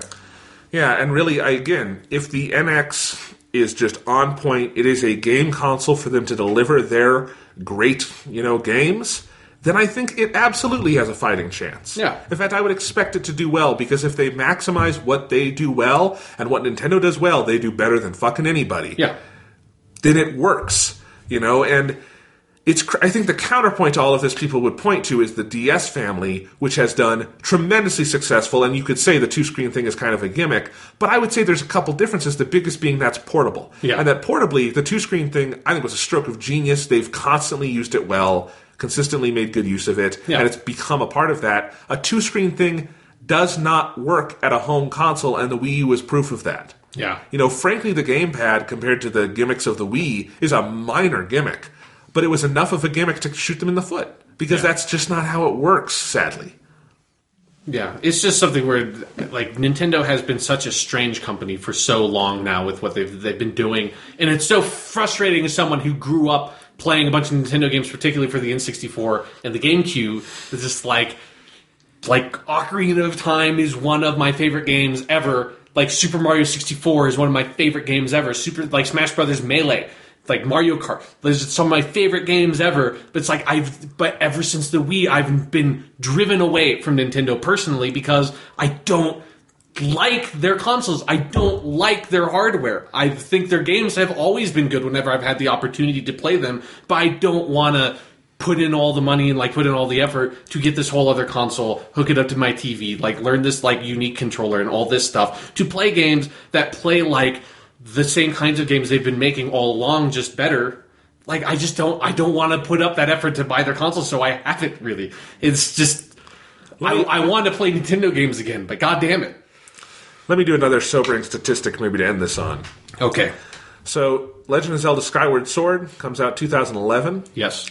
That's the last 3D Zelda game. Mm-hmm. Since the release of Skyward Sword, they have remade every 3D Zelda game except Skyward Sword. Yes, yeah, because they just came out with Twilight Princess HD earlier this year. Yep, and they've done Ocarina, Wind Waker, Majora's Mask, and Twilight Princess. The only one they haven't done is Skyward Sword, which would be hilarious if that got remade before the sequel came out. I don't think they're quite going to make it, but they're going to be close. They're going to be close. Every single one. And they couldn't get a Zelda game out in that amount of time. That's not necessarily something to be mad about in and of itself. If they needed the time to make the game, they needed the time to make the game. But it points to a larger systemic problem with the company. Yeah. So, this is sad. Yeah. Wii U, what a strange console. And, like, how strange is it that it's going to be with us for a whole other year? And frankly, it's still strange to me how that has been the conversation when the 3DS has been over here doing just fine, and that Nintendo wasn't able to leverage these things, you know? Yeah. I still use my 3DS all the time. I've got Fire Emblem If soundtrack right here. Yeah. I've got Bravely Second in my 3DS ready to play. I gotta play that. I gotta finish Fire Emblem Fates. I've got other games I want to play on that. It's not like Nintendo ever went away if you are a handheld gamer or had any kind of drought, you know? Yeah. They've been just fine. There was the brief panic when the 3DS launch didn't work. Yeah. But they fixed that so they can also come back from failure. They did that with the 3DS. Can they do that with the NX? Can the Wii U be a bump in the road ultimately? I hope so. Yeah. Because, like, I don't want Nintendo to go away. That's the last thing I've ever wanted. I've always just wanted them to figure this shit out because, again, I want to play Nintendo games. Like, again, when I went to New York, the most exciting thing I saw the entire time was going into that fucking Nintendo store. I mean, maybe the benchmark for this is if the NX is a console Sean would buy. Yeah, like that is them having fixed their shit. If like I finally am ready to like come back to Nintendo. That's what I've always really wanted. But god damn it, if it's just felt like for years and years and years they have been dead set on being like that Sean guy, fuck him. Like no, we're not making stuff that he's going to be able to play because we're going to make these shitty goddamn consoles all the time. God damn it. All right, well, Whither Nintendo, a question we will continue asking this year. And next week, Sean, you ready? Week, me, yes. Captain America, Civil War. I'm wearing my Captain America t-shirt literally right at this very second. Before your eyes. I rewatched The Winter Soldier over the weekend. I need to do that in a couple of days here. Oh, I'm so excited. So excited. It's going to be a very good movie, I think. As much as I was dreading Batman v Superman, that is how excited as I am for Civil War. That's more or less how the equation works for me as well. Yes, it's an inverse property. Yeah. But we're going to talk about that next week. The week after, we're going to talk about Uncharted 4. The week after that, maybe we'll talk about Digimon some more. I would certainly always be up to. We'll have to find an excuse to talk about Digimon in the coming podcast now that you are finishing up. Yes, well, we'll definitely, and we'll do our all Digimon podcast at some point. Yes. So there'll be plenty of Digi-talk. Eventually, we have just discovered over the course of this podcast at some point we're going to do a Bourne podcast. I'm excited for that because I want to watch those movies. I want to do a little podcast about the Star Trek movies because we can do that too. I'm rewatching some of them and I'm going to do a ranking of all of them. Okay. Which I will not rewatch all the Star Trek movies, but I will rewatch the Star Trek movies that I want to watch. You don't have to rewatch them. But it could be a fun I will topic. rewatch at least Star Trek 2. Okay. Because it's been a year, maybe 2 years since the last time I saw Star Trek 2. That's awesome. too long. Okay. Well, we'll have plenty of things to talk about. It's an exciting summer. Lots of good stuff coming. And even all our ideas, we had so many ideas in our back pocket for how to keep the podcast going this year. Yeah. We haven't needed to use any of them. It's really good. Yeah, we haven't had to just exploit like our Doctor Who stuff yet. Which I'm actually a little sad about. Yeah, because it's been a while since I've watched any Doctor Who. But yeah, we'll get there. Yeah. So, coming up soon, stuff. But not Nintendo stuff.